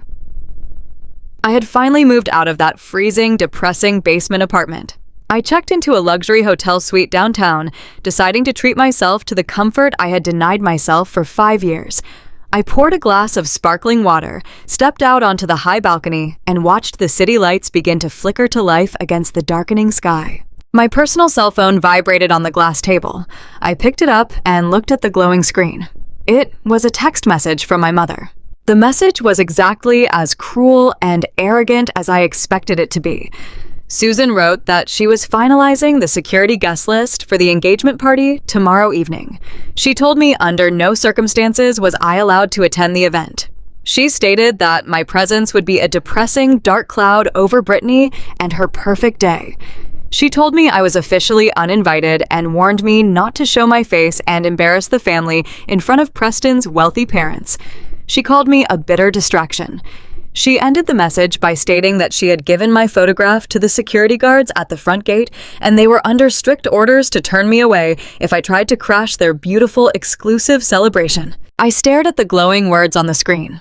A calm, steady smile slowly spread across my face. She was aggressively trying to protect the gates of her stolen castle, completely failing to realize that the drawbridge had already been pulled up by the enemy inside the walls. The old Abigail would have cried. The old Abigail would have typed out a long, desperate paragraph, begging for an explanation, pleading for a shred of maternal affection. The old Abigail would have spent the entire weekend sobbing in the dark, wondering why she was never good enough to be loved. But that woman was gone. She had died in the freezing rain the night they threw her out. The woman holding the phone was a senior corporate partner who held the absolute legal rights to their destruction. I did not write a long, angry response. I did not try to argue or defend my worth. I simply typed a single perfectly polite sentence and pressed send. I told my mother I would not miss the party for the world. I set the phone face down on the glass table and walked back inside the warm, luxurious hotel suite. Laid out perfectly on the crisp white bed sheets was a brand new custom-tailored designer suit. It was sharp dark and immaculate. It was entirely devoid of the practical, soft beige humility I used to wear to appease them. I had spent 5 grueling years dressing like an invisible ghost, so my family could afford to live like royalty. That era of quiet submission was permanently over. I ran my hand over the expensive fabric, feeling the immense weight of the coming confrontation. Preston already knew his fraudulent audit was dead. He knew his digital blackmail attempt had completely backfired. He knew the clock was ticking down the final hours of his freedom. But my parents still thought they were invincible. They still believed they were the wealthy, untouchable masters of their suburban universe. Tomorrow night, under the glittering fairy lights and the imported floral arrangements surrounded by the high society friends they had sacrificed my life to impress, the truth was finally going to surface. I was going to walk through the front gates of my own property, and Saturday was going to be the most expensive lesson they ever learned. The heavy tires of the chauffeured black Lincoln Navigator rolled smoothly over the damp suburban streets. I sat in the spacious leather back seat and watched the familiar neighborhoods of my youth pass by my tinted window.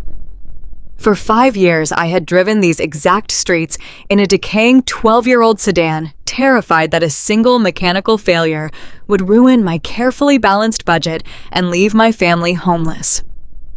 Tonight, I was arriving in a vehicle that commanded absolute authority. Beside me sat Arthur Penhaligon, my private wealth attorney, looking perfectly calm in his charcoal bespoke suit. Directly behind our car followed a sleek black sport utility vehicle carrying 2 private corporate security contractors. Resting on the seats beside them were 3 heavy reinforced cardboard banker boxes. Those boxes contained the comprehensive forensic audit of Horizon Tech, the undeniable proof of my parents' wire fraud, and the absolute legal deed to the estate we were currently approaching. I looked down at my own reflection in the darkened glass. The woman staring back at me was a complete stranger to the girl who had been banished into the freezing rain just a few days ago. The soft, practical beige sweaters and threadbare slacks were gone forever. I wore a stunning, impeccably tailored midnight blue power suit that fit me like a suit of armor. The silk lapels caught the faint glow of the passing streetlights. My hair was swept back into a sharp, elegant twist. I had spent my entire adult life making myself invisible so that my family could shine. Tonight, I was stepping directly into the light, and I was going to blind them. We turned onto the winding tree-lined road that led to the family property. Even from a block away, the sheer staggering magnitude of the engagement party was visible. My parents had transformed their backyard into a glowing, extravagant wonderland, using money they had literally stolen from my survival. Thousands of tiny, brilliant white fairy lights were strung through the branches of the ancient oak trees, casting a magical, ethereal glow over the manicured lawns. I could hear the faint, elegant melodies of a live string quartet drifting through the cool night air. The driveway was completely jammed with luxury vehicles. Valets in crisp white shirts and black vests were sprinting back and forth, opening doors for the wealthiest socialites, business owners, and local politicians my parents had managed to gather. My driver pulled the Navigator smoothly into the central lane, bypassing the line of waiting guest vehicles. He rolled to a stop directly in front of the massive wrought iron gates. The second sport utility vehicle pulled up directly behind us. Before the valets could even approach, my driver stepped out and opened my door. I stepped onto the smooth cobblestone driveway, my heels clicking sharply against the stone. Arthur stepped out behind me, adjusting his tie with quiet, professional grace. A moment later, the two massive private security guards emerged from the trailing vehicle. They moved with silent military precision, each man carrying one of the heavy, black file boxes. They took up position exactly 2 steps behind me, flanking me like silent sentinels. I looked through the open gates toward the sprawling backyard. The party was in full swing. 150 guests milled around the massive white event tents, holding crystal flutes of vintage champagne. Waiters circulated with silver trays of expensive catered appetizers. It was a flawless, beautiful symphony of stolen wealth. A security guard hired by my parents stepped forward to block the entrance, holding a clipboard in his hands. He looked at me, then looked at the 2 massive men flanking me, clearly unsure of how to proceed. "Excuse me, ma'am," the guard said, his voice hesitant. "This is a private event. May I have your name for the guest list?" Before I could answer, a sharp, panicked gasp echoed from the edge of the driveway. My mother had been standing near the entrance, greeting a pair of local politicians. She wore a stunning crimson designer gown that draped elegantly to the floor. Diamonds sparkled at her throat and wrists. She looked like a wealthy matriarch in her prime. But the moment her eyes locked onto my face, the color drained completely from her cheeks. The charming high society smile vanished, replaced by an expression of pure, unadulterated horror. She whispered something frantic to the politicians, abandoned them on the grass, and practically sprinted toward the gates. Her heels scraped against the cobblestones as she rushed to intercept me before I could step fully onto the property. "What are you doing here?" Susan hissed, her voice dropping into a vicious, venomous whisper so the valets would not hear her. Her eyes darted wildly over my expensive, tailored suit, the chauffeured cars, and the silent security guards carrying boxes. She looked entirely disoriented, unable to reconcile the powerful woman standing in front of her with the pathetic, broke daughter she had thrown away. "I told you explicitly not to come," she snarled, taking a step forward to physically block my path. "You were uninvited, Abigail. You are not going to ruin Brittany's big night with your depressing, jealous attitude. I will call the police and have you arrested for trespassing if you take one more step. Get back in that rented car and leave right now." Arthur took a smooth, practiced half-step forward, slipping a single piece of official paper from his breast pocket. He held it out toward my mother, just far enough for her to see the bold legal crest at the top, but not far enough for her to grab it. "I would strongly advise against calling the police, Mrs. Myers." Arthur said, his tone incredibly polite, but carrying the unmistakable chill of absolute authority. As the formal representatives of the primary lien holder, we are well within our legal rights to inspect this property at any time. Causing a public disturbance will only expedite the inevitable. My mother stared at Arthur, her mouth opening and closing like a fish pulled from the water. She had absolutely no idea what he was talking about. She did not know that the primary mortgage she had defaulted on was now legally owned by the daughter she was currently trying to intimidate. She looked back at me, her eyes wide with a mixture of confusion and mounting terror. I did not break my gaze. I looked deep into the eyes of the woman who had watched me starve for 5 years while she hoarded my money. I felt no anger, I felt no sorrow. I felt only the supreme, beautiful calm of total control. I brushed past her shoulder, forcing her to step awkwardly out of my way. "I am just here to deliver my engagement gift," I said smoothly, my voice carrying clearly over the gentle music. I walked through the iron gates and stepped onto the lush green grass of the family estate. Arthur walked calmly by my side. The 2 security guards marched in perfect synchronization behind us, the heavy boxes of financial ruin resting securely in their hands. My mother let out a strangled, desperate sound behind me, but she did not try to physically stop me again. She was too terrified of causing a scene in front of the 150 wealthy guests who were currently funding her social vanity. We moved through the garden like a slow-moving storm front, cutting across a clear summer sky. The transformation in the atmosphere was almost immediate. As I walked down the central pathway toward the main event tents, the conversations around me began to falter. The high society guests, dressed in their finest evening wear, turned to look at the striking woman in the dark power suit, flanked by corporate security. They parted instinctively, creating a wide, unobstructed path for me to walk. I saw my father standing near a massive ice sculpture carved into the shape of a swan. He was holding a cigar and laughing heartily with an older man I recognized as a prominent local banker. Richard wore a custom tuxedo projecting the image of a successful, carefree patriarch. I watched his eyes track the sudden silence moving through the crowd. When his gaze finally landed on me, the cigar slipped from his fingers and tumbled directly into a puddle of melting ice. He stared at the two security guards carrying the black boxes, and a profound, visible sickness washed over his face. He knew exactly what corporate auditors looked like when they were carrying a death sentence. I kept walking. I did not stop to acknowledge him. Near the front of the massive event tent, a beautiful wooden stage had been constructed, framed by towering pillars of imported white orchids and cascading green vines. The string quartet had faded away, replaced by the polite, expectant silence of a crowd waiting for a speech. Standing on the center of the stage, holding a silver microphone, was Preston. He was in his absolute element.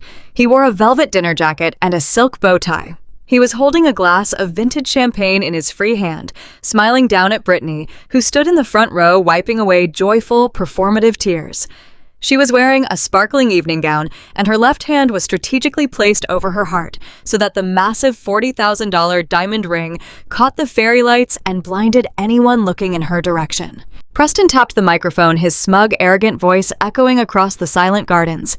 "Family and friends, I want to thank you all for being here tonight," Preston announced, exuding the effortless, toxic charm of a man who believed his lies had finally become reality. When I look around this beautiful estate, when I look at Richard and Susan, I see the true definition of success.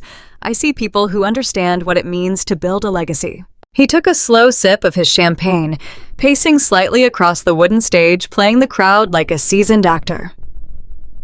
"In the tech industry, we talk a lot about value."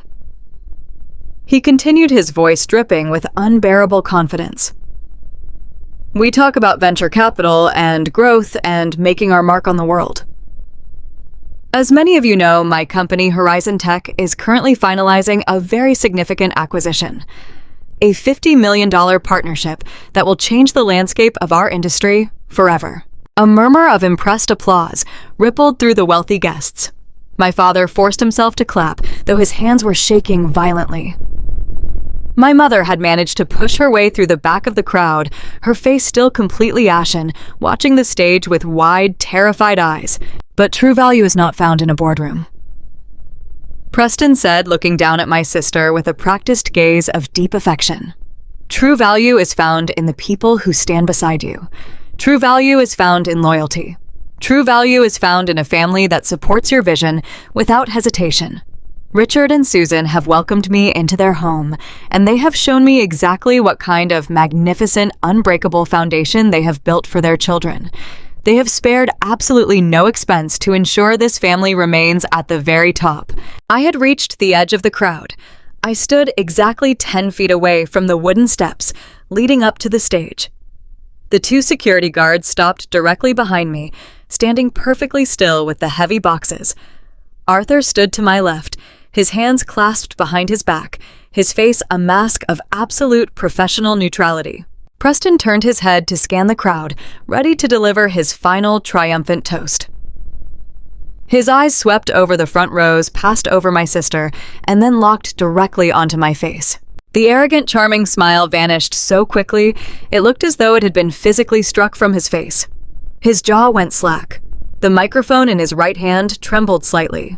The glass of vintage champagne in his left hand tilted, spilling a few drops of pale liquid onto the polished wooden floorboards of the stage.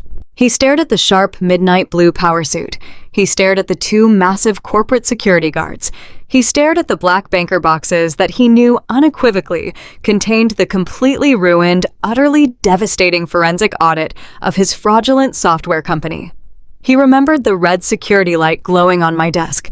He remembered the recorded extortion attempt. He knew in that exact fraction of a second that his $50 million dream was officially dead, and the federal authorities were likely already reading his name.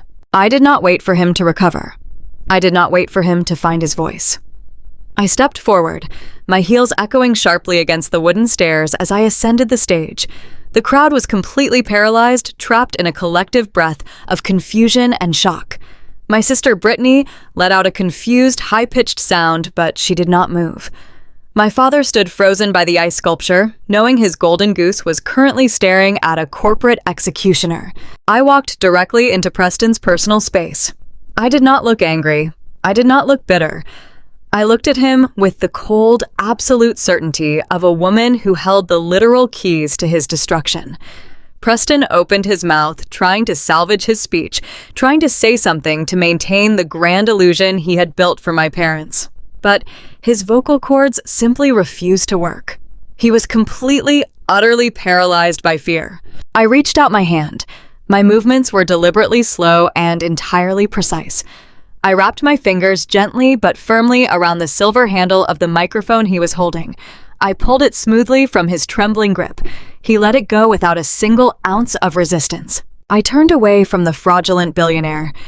I stepped to the very center of the beautiful stage, standing beneath the imported floral arch my stolen money had paid for.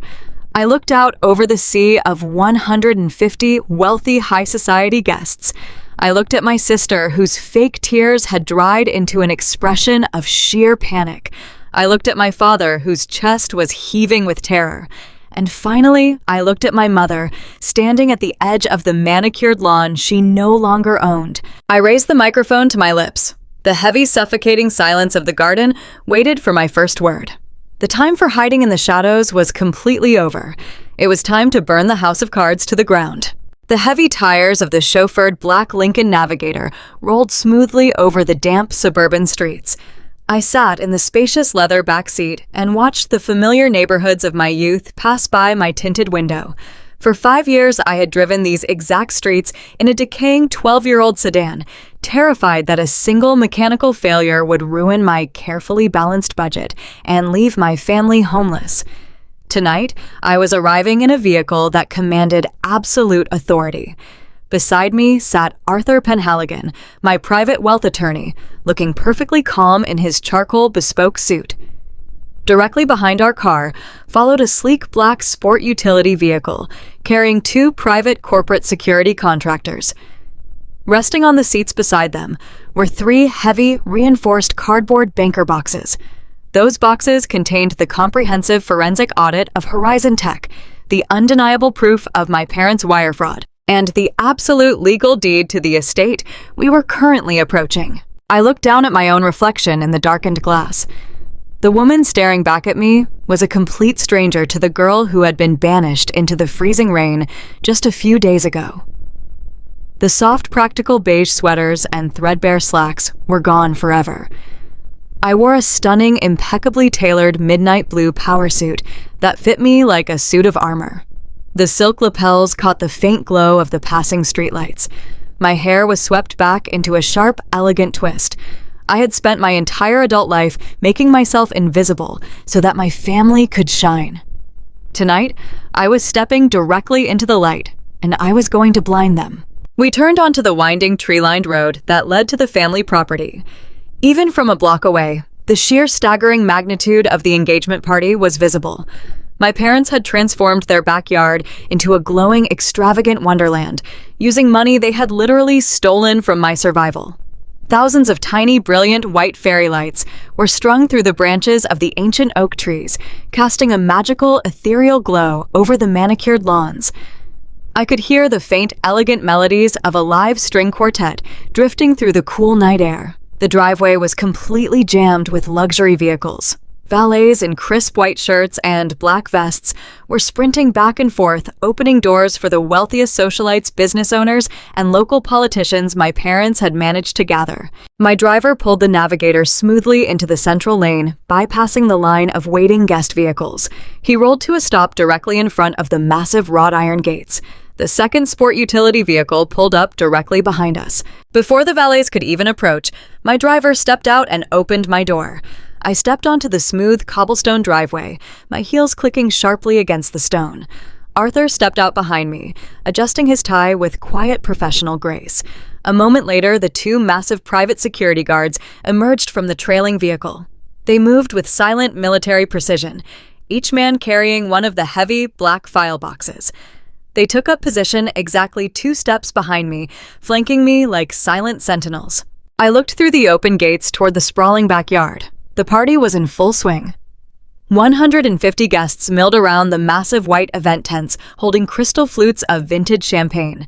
Waiters circulated with silver trays of expensive catered appetizers. It was a flawless, beautiful symphony of stolen wealth. A security guard hired by my parents stepped forward to block the entrance, holding a clipboard in his hands. He looked at me, then looked at the 2 massive men flanking me, clearly unsure of how to proceed. "Excuse me, ma'am." The guard said, his voice hesitant. "This is a private event. May I have your name for the guest list?" Before I could answer, a sharp, panicked gasp echoed from the edge of the driveway. My mother had been standing near the entrance, greeting a pair of local politicians. She wore a stunning crimson designer gown that draped elegantly to the floor. Diamonds sparkled at her throat and wrists. She looked like a wealthy matriarch in her prime.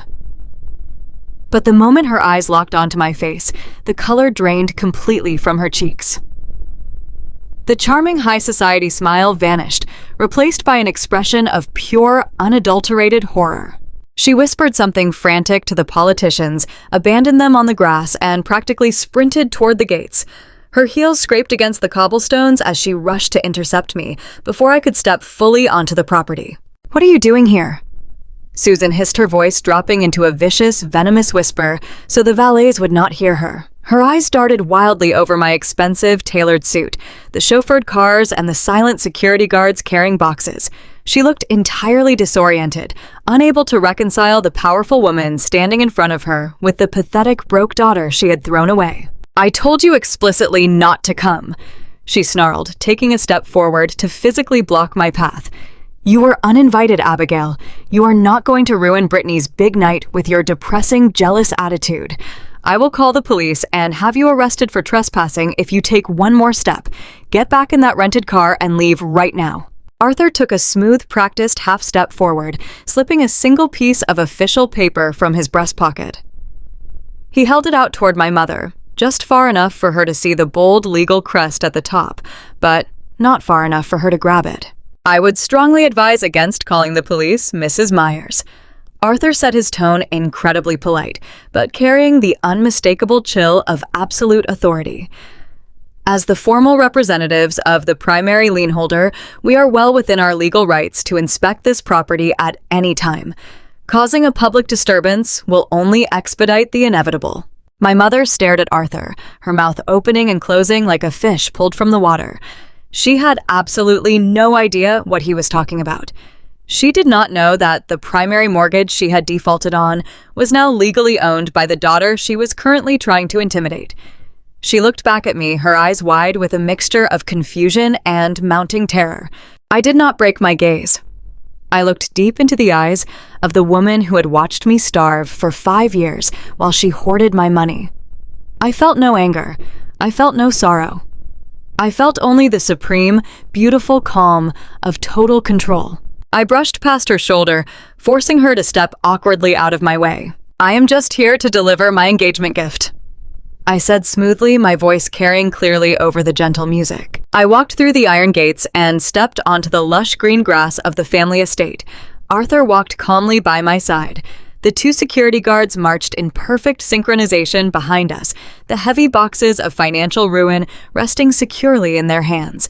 My mother let out a strangled, desperate sound behind me, but she did not try to physically stop me again. She was too terrified of causing a scene in front of the 150 wealthy guests who were currently funding her social vanity. We moved through the garden like a slow-moving storm front, cutting across a clear summer sky. The transformation in the atmosphere was almost immediate. As I walked down the central pathway toward the main event tents, the conversations around me began to falter. The high society guests dressed in their finest evening wear turned to look at the striking woman in the dark power suit, flanked by corporate security. They parted instinctively, creating a wide, unobstructed path for me to walk. I saw my father standing near a massive ice sculpture carved into the shape of a swan. He was holding a cigar and laughing heartily with an older man I recognized as a prominent local banker. Richard wore a custom tuxedo projecting the image of a successful, carefree patriarch. I watched his eyes track the sudden silence moving through the crowd. When his gaze finally landed on me, the cigar slipped from his fingers and tumbled directly into a puddle of melting ice. He stared at the two security guards carrying the black boxes, and a profound visible sickness washed over his face. He knew exactly what corporate auditors looked like when they were carrying a death sentence. I kept walking. I did not stop to acknowledge him. Near the front of the massive event tent, a beautiful wooden stage had been constructed, framed by towering pillars of imported white orchids and cascading green vines. The string quartet had faded away, replaced by the polite, expectant silence of a crowd waiting for a speech. Standing on the center of the stage, holding a silver microphone, was Preston. He was in his absolute element. He wore a velvet dinner jacket and a silk bow tie. He was holding a glass of vintage champagne in his free hand, smiling down at Brittany, who stood in the front row, wiping away joyful, performative tears. She was wearing a sparkling evening gown, and her left hand was strategically placed over her heart, so that the massive $40,000 diamond ring caught the fairy lights and blinded anyone looking in her direction. Preston tapped the microphone, his smug, arrogant voice echoing across the silent gardens. Family and friends, I want to thank you all for being here tonight. Preston announced, exuding the effortless, toxic charm of a man who believed his lies had finally become reality. When I look around this beautiful estate, when I look at Richard and Susan, I see the true definition of success. I see people who understand what it means to build a legacy. He took a slow sip of his champagne, pacing slightly across the wooden stage, playing the crowd like a seasoned actor. In the tech industry, we talk a lot about value. He continued, his voice dripping with unbearable confidence. We talk about venture capital and growth and making our mark on the world. As many of you know, my company, Horizon Tech, is currently finalizing a very significant acquisition, a $50 million partnership that will change the landscape of our industry forever. A murmur of impressed applause rippled through the wealthy guests. My father forced himself to clap, though his hands were shaking violently. My mother had managed to push her way through the back of the crowd, her face still completely ashen, watching the stage with wide, terrified eyes. But true value is not found in a boardroom, Preston said, looking down at my sister with a practiced gaze of deep affection. True value is found in the people who stand beside you. True value is found in loyalty. True value is found in a family that supports your vision without hesitation. Richard and Susan have welcomed me into their home, and they have shown me exactly what kind of magnificent, unbreakable foundation they have built for their children. They have spared absolutely no expense to ensure this family remains at the very top. I'd reached the edge of the crowd. I stood exactly 10 feet away from the wooden steps leading up to the stage. The two security guards stopped directly behind me, standing perfectly still with the heavy boxes. Arthur stood to my left, his hands clasped behind his back. His face a mask of absolute professional neutrality. Preston turned his head to scan the crowd, ready to deliver his final triumphant toast. His eyes swept over the front rows, passed over my sister, and then locked directly onto my face. The arrogant, charming smile vanished so quickly, it looked as though it had been physically struck from his face. His jaw went slack. The microphone in his right hand trembled slightly. The glass of vintage champagne in his left hand tilted, spilling a few drops of pale liquid onto the polished wooden floorboards of the stage. He stared at the sharp, midnight blue power suit. He stared at the two massive corporate security guards. He stared at the black banker boxes that he knew unequivocally contained the completely ruined, utterly devastating forensic audit of his fraudulent software company. He remembered the red security light glowing on my desk. He remembered the recorded extortion attempt. He knew in that exact fraction of a second that his $50 million dream was officially dead and the federal authorities were likely already reading his name. I did not wait for him to recover. I did not wait for him to find his voice. I stepped forward, my heels echoing sharply against the wooden stairs as I ascended the stage. The crowd was completely paralyzed, trapped in a collective breath of confusion and shock. My sister Brittany let out a confused, high-pitched sound, but she did not move.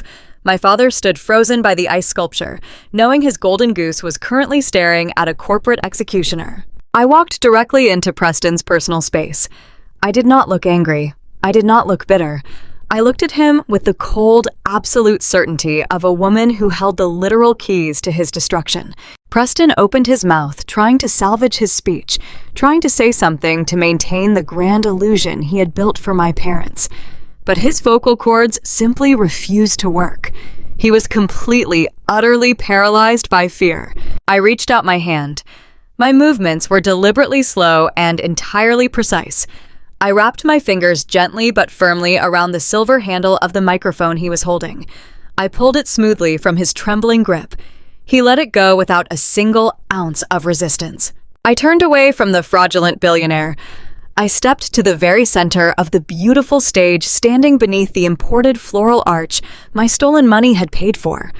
I looked out over the sea of 150 wealthy high society guests. I looked at my sister, whose fake tears had dried into an expression of sheer panic. I looked at my father, whose chest was heaving with terror. And finally, I looked at my mother, standing at the edge of the manicured lawn she no longer owned. The microphone felt cool and heavy in my hand. For a fraction of a second, I simply stood on that beautiful wooden stage and looked out at the sea of expectant faces.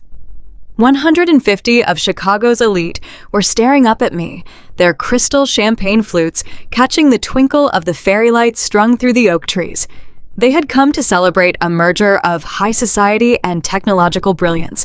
They were expecting a heartwarming speech from a supportive sister. Instead, they were getting me, the invisible workhorse, the discarded daughter, the corporate executioner. "Good evening," I said, my voice projecting crisp and clear through the massive outdoor speakers. "For those of you who do not know me, my name is Abigail Myers. I am Brittany's older sister. I am also a senior partner and lead forensic auditor at the venture capital firm that was until approximately 2 hours ago evaluating Horizon Tech for a $50 million acquisition." A polite, confused ripple of applause floated up from the back rows. My mother let out a strangled gasp, pressing her manicured hands over her mouth. My father looked as though his veins had turned to solid ice. Preston was breathing heavily, his chest heaving under his velvet dinner jacket, his eyes darting frantically toward the garden exits. I did not smile.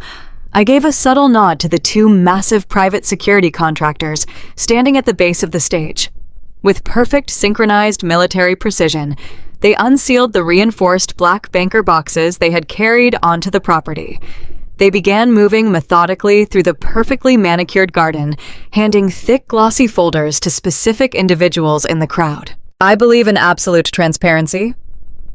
I continued, keeping my tone perfectly measured and conversational, especially when dealing with high-stakes investments and family legacies.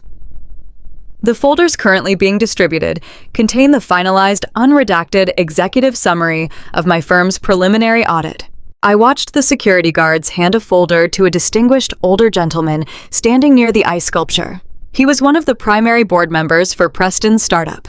I watched them hand another folder to the lead investor of the Angel Syndicate. They handed copies to Brittany's future bridesmaids, who were wearing matching silk dresses and looking completely bewildered. The guards even handed a copy to the local bank manager my father had been trying to impress just moments before. The quiet rustle of heavy cardstock opening echoed across the lawn. The initial confusion of the wealthy guests quickly morphed into tight, panicked whispers. Eyes widened, jaws dropped. The festive atmosphere of the lavish engagement gala evaporated completely, replaced by the chilling, undeniable reality of federal financial fraud. I turned my body slightly, addressing the crowd, but keeping Preston locked in my peripheral vision. I am officially announcing the total rejection of the $50 million buyout of Horizon Tech. My words sliced through the garden like a sharpened blade.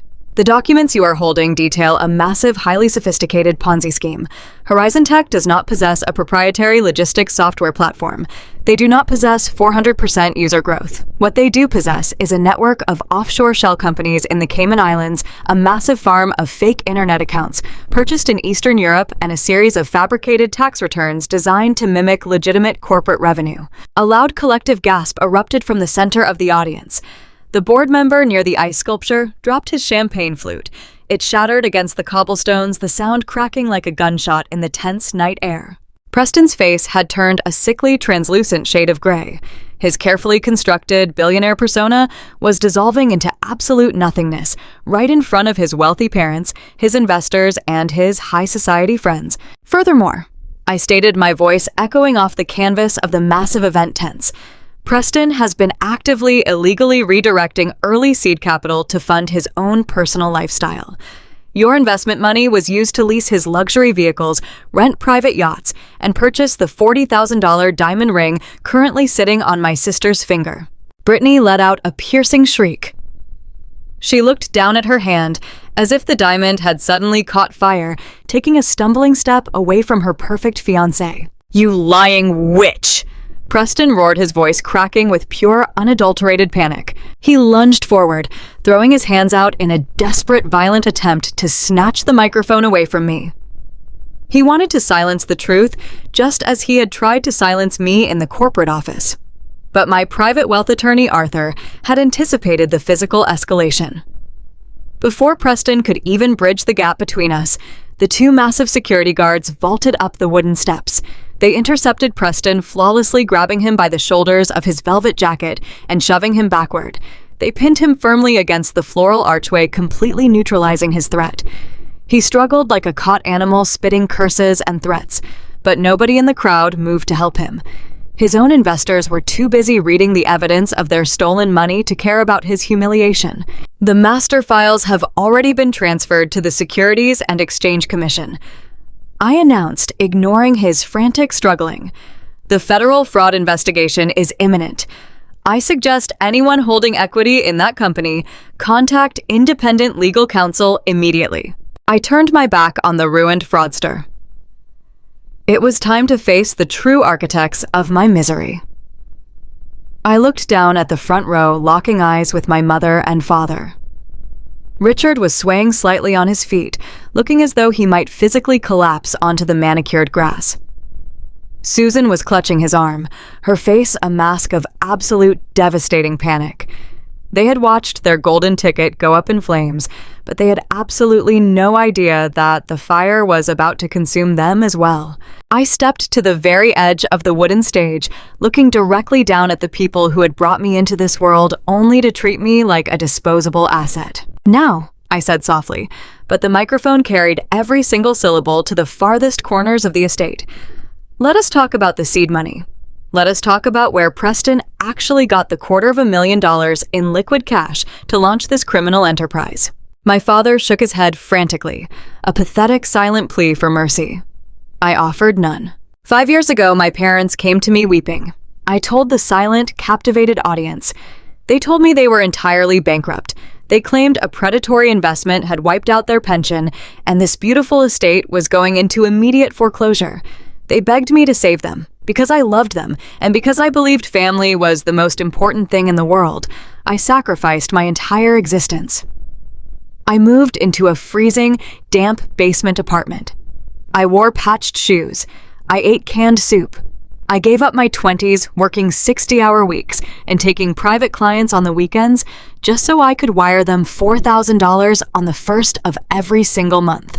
I paused, letting the sheer weight of the numbers settle over the wealthy guests. I could see the expressions of the country club elite shifting from shock to profound disgust as they looked at my parents. I sent them $240,000 of my survival money. I continued, my voice rock steady, completely devoid of the tears I had shed in the past. But there was no bankruptcy. There was no foreclosure. They simply hoarded my money in a high-yield savings account while watching me suffer in absolute poverty. And then, 3 months ago, they took every single dime I had bled to provide added $10,000 of their own and handed it directly to a con artist to buy their golden child a wealthy husband. Susan let out a loud, miserable sob, burying her face in her hands. The crowd began to actively back away from them, leaving my parents isolated in a growing circle of empty grass. They were pariahs, completely exposed in front of the very people they had desperately sought to impress. You willingly impoverished me. I stated the cold truth, ringing out into the night. You called me a pathetic cash cow behind my back. You mocked my clothes, my career, and my dedication. You bet your entire existence on a $50 million venture capital payout. A payout that you assumed would save you from the massive secret home equity line of credit you took out just to fund this absurd engagement party. My father finally found his voice. It was weak, trembling, and completely broken. Abigail, please, we are ruined. The bank is foreclosing. We have nothing left. Please do not do this to us. You are right, Richard, I replied cleanly, dropping the title of father forever. You defaulted on your primary mortgage for 6 months just to give Preston cash. You are entirely broke, but you are wrong about the bank. I motioned to Arthur. My attorney stepped forward, retrieving a pristine white envelope from the inside pocket of his charcoal suit. He walked down the wooden stairs with absolute professional calm, crossed the short distance of grass, and extended the envelope toward my father. Richard took it with violently shaking hands. When I discovered what you had done, I did not just audit your fake son-in-law. I explained to the captivated audience. I audited your personal finances. I found out the regional bank was quietly initiating the foreclosure process on this estate. But banks do not like toxic assets. They prefer liquid cash. Richard tore open the envelope, pulling out the heavy parchment documents.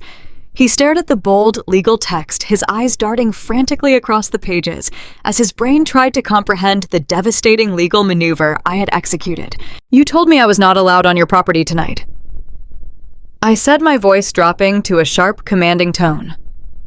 You told the security guards to turn me away because I was an embarrassment. But you do not own this property anymore, Susan. You do not own it, Richard. Yesterday morning, my private wealth trust purchased your defaulted debt directly from the bank. A sharp collective gasp echoed through the garden. Even the private chefs who had emerged from the catering tents stood completely frozen in shock. I'm the primary lien holder, I announced, pointing directly at the man who had banished me. I hold the deed. I own the walls of the house where you mocked me. I own the grass you are standing on. I own the very driveway where you sneered at my worn-out car. I let the heavy, devastating reality of my absolute ownership wash over them. My mother collapsed onto her knees in the damp grass, her crimson designer gown pooling around her in a pathetic heap. She wailed a loud, theatrical sound, but nobody rushed forward to comfort her. My sister Brittany had sunk onto a white folding chair, staring blankly at the $40,000 diamond ring that represented the complete destruction of her family. Preston was still pinned against the floral archway by the security guards, his eyes completely vacant, a man whose entire life had just evaporated into federal prison time. You have 30 days to vacate my property, I said, my voice cutting through my mother's sobs. I expect you to leave it exactly as you found it. If you attempt to damage the fixtures or strip the assets, my attorney will add civil litigation to your list of growing problems. You wanted a high society lifestyle built on lies, manipulation, and stolen survival money. Well, the bill is officially due, and you are completely bankrupt. I turned away from the crowd. I did not drop the microphone. I simply placed it gently on the wooden podium. I did not need theatrics. The truth was theatrical enough. I walked down the side steps of the stage, bypassing my weeping family entirely. Arthur fell into step beside me, and the 2 security guards released Preston, immediately rejoining our formation. We walked back down the central pathway, moving through the parted sea of wealthy guests. Nobody said a word to me. The silence was respectful, absolute, and steeped in awe. I walked through the wrought iron gates and stepped into the back of the waiting Lincoln Navigator. The heavy door closed with a solid, satisfying thud, sealing away the chaos, the crying, and the ruin I had orchestrated. As the chauffeured car pulled away from the curb, carrying me back toward the bright lights of the Chicago skyline, I looked out the tinted window and took a deep, unrestricted breath. For the first time in my entire life, the suffocating burden of seeking my family's approval was permanently gone. I had spent 15 years trying to earn love from people who were incapable of providing it. I had learned the hard way that loyalty is only valuable when it is given to those who actually respect it. Setting boundaries with toxic people is not an act of cruelty. It is an act of fundamental survival. You do not owe your life, your resources, or your sanity to anyone who treats you like an expendable asset. I had finally chosen myself, and I had never felt more powerful. If my story resonated with you, if you have ever had to fight back against the people who were supposed to protect you, please hit that like button and subscribe to the channel. Leave a comment below telling me where you are watching from and what time it is there, and share your own experiences with setting boundaries. You are not alone, and you are always worth the investment. Take care of yourselves, and I will see you in the next story. The immediate silence that fell over the manicured gardens lasted for only a fraction of a second. Then the beautiful illusion shattered completely into a million jagged pieces. The perfectly orchestrated engagement gala dissolved into an absolute nightmare of shouting voices and panicked confusion. The wealthy investors who had been sipping vintage champagne just moments before were now furiously flipping through the glossy forensic dossiers my security team had handed them. I watched as the color drained from their faces, replaced instantly by a deep, violent shade of red. They were reading the undeniable proof that their massive financial contributions had been systematically stolen.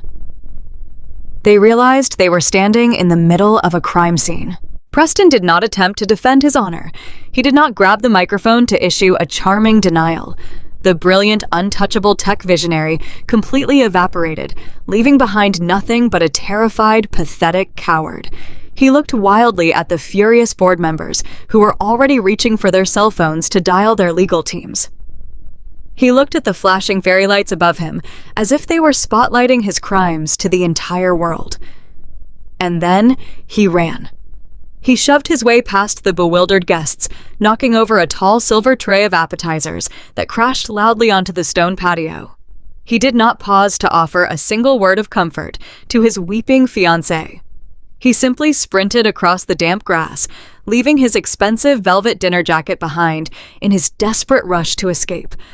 I listened to the sound of his luxury car tires squealing against the cobblestone driveway as he fled into the dark Chicago night, abandoning his fraudulent empire to burn.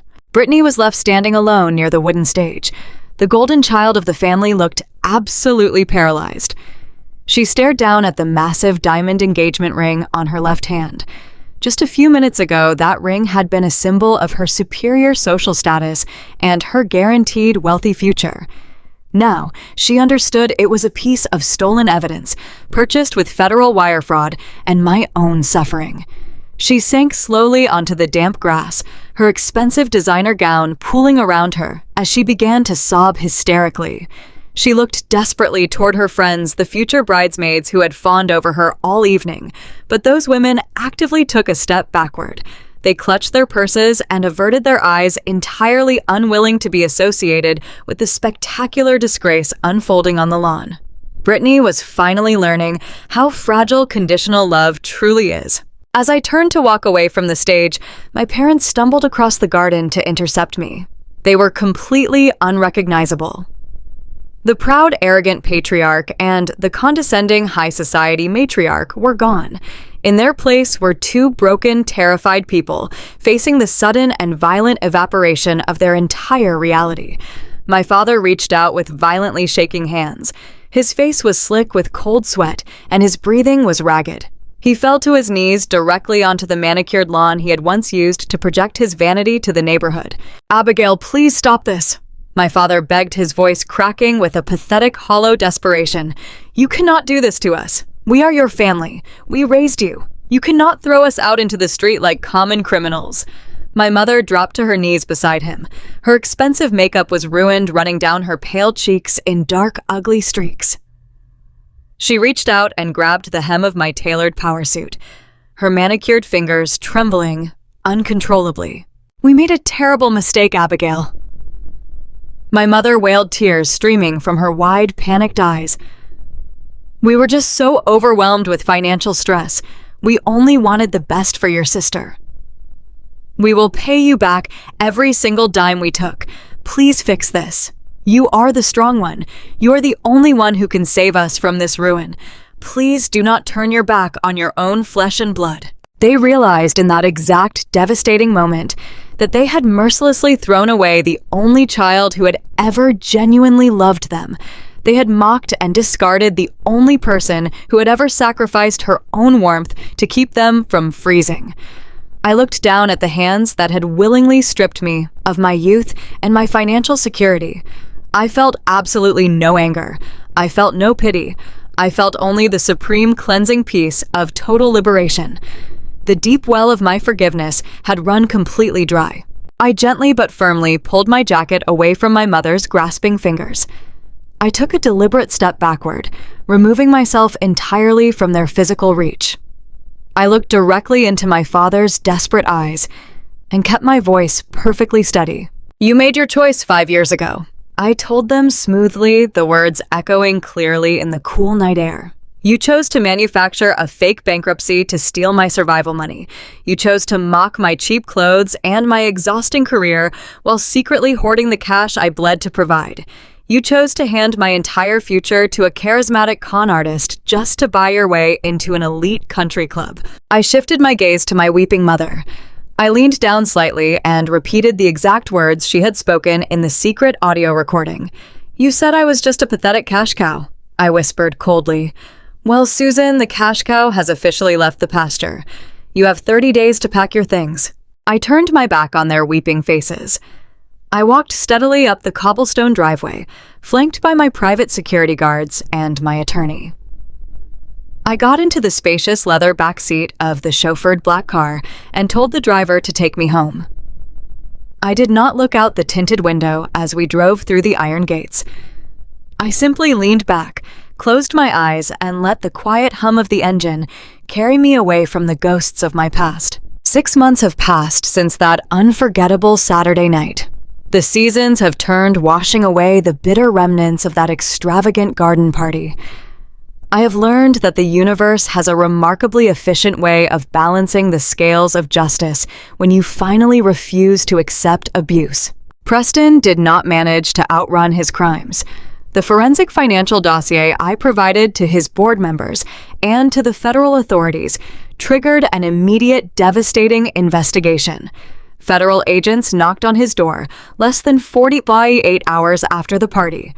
Today, Preston is officially indicted on multiple counts of wire fraud, money laundering, and severe corporate embezzlement. The $50 million venture capital buyout he bragged about is nothing more than a permanent stain on his criminal record. He is currently sitting in a federal holding facility, trading his expensive velvet dinner jackets for a standard issue jumpsuit. He is facing decades behind bars, entirely stripped of his luxury vehicles, his private yachts, and his stolen lifestyle. My sister Brittany had her entire golden reality shattered in a matter of minutes. Without my parents' stolen money to fund her designer wardrobe and her exotic yoga retreats, and without her fraudulent billionaire fiancé to bankroll her future, she was forced to face the real world for the very first time in her life. She is currently working 40 hours a week, folding clothes in a retail store at a local shopping mall. She has been completely cut off from the endless stream of unearned cash she enjoyed for 26 years. She has to budget for her own groceries, pay her own rent, and navigate life without a safety net. She is finally learning the brutal, undeniable cost of actual survival. As for Richard and Susan, their downfall was absolute and uncompromising. When their 30-day grace period expired, I legally enforced their eviction. They packed their remaining belongings into cheap cardboard boxes and left the massive suburban estate they had used to terrorize me. Because they had deliberately defaulted on their primary mortgage and utterly destroyed their own credit scores to fund Preston's scam, they could not secure a loan for a new house. They currently live in a cramped, dark, 2-bedroom apartment on the industrial edge of the city. There are no imported floral arrangements in their new living room. There are no live string quartets. There is no high society status to hide behind. There is only the suffocating silent reality of 2 greedy people forced to stare at each other every single day, fully aware that they threw away the only child who ever truly cared about them. I did not keep the grand family estate. I put the massive property on the market and sold it to the highest bidder within 2 months, but I did not absorb those profits into my personal accounts. That money carried too much dark history.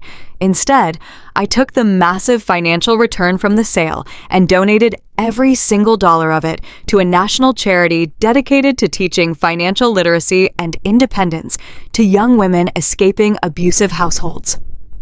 I turned the physical monument of my parents' vanity into a permanent weapon of empowerment for people who actually need it. I made sure those funds would be used to help others break free from the invisible chains of financial manipulation. I signed the transfer papers with a profound sense of closure, permanently washing my hands of their toxic legacy. Today, I am living my absolute best, unapologetic life in the heart of Chicago. I still work as a senior corporate partner, but I no longer shrink myself into the background. I wake up every morning in a beautiful, sunlit condominium overlooking the lake. I take luxury vacations to Europe. I buy the beautiful clothes and the comfortable shoes I want without a single shred of guilt. I am surrounded by intelligent colleagues and genuine friends who respect my mind and deeply value my presence. I sleep soundly every single night, entirely free from the crushing weight of a family that only saw me as a financial stepping stone. I want to pause here for a moment and speak directly to anyone watching this who might be carrying a similar burden right now. Listen to me very carefully. Loyalty to your family is a beautiful, honorable trait, but it should never be a blindfold. It should never be an excuse for toxic people to exploit your kindness, drain your precious resources, and demand your silent obedience. Do not set yourself on fire to keep people warm who only see you as firewood. You are inherently valuable. Your time, your money, and your peace of mind belong entirely to you. You do not owe your existence to people who treat your sacrifices as an entitlement. If the people who are supposed to protect you are the exact same people secretly holding your head underwater, you have every right to let go of their hands and swim to the surface. You have the right to walk away without a single ounce of guilt. You have the right to demand justice for the pain you have endured. And you absolutely have the right to build a spectacular, joyful life entirely on your own terms. If this story resonated with you, if you have ever had to take your power back from the people who were supposed to protect you, please hit that like button and subscribe to the channel. Your support helps these stories reach the people who desperately need to hear them. Leave a comment below and tell me, how did you finally draw the line with toxic family members? What was the breaking point that made you choose yourself? I read every single one of your comments, and your courage inspires me more than you will ever know. Please also let me know where you are watching from and what time it is there. I love connecting with this amazing community from all over the world. Setting boundaries is not an act of betrayal. It is a powerful declaration of your own self-worth. You deserve a life filled with genuine respect and unconditional love. Do not settle for anything less. Until next time, remember your worth, stay incredibly strong, and never apologize for protecting your peace.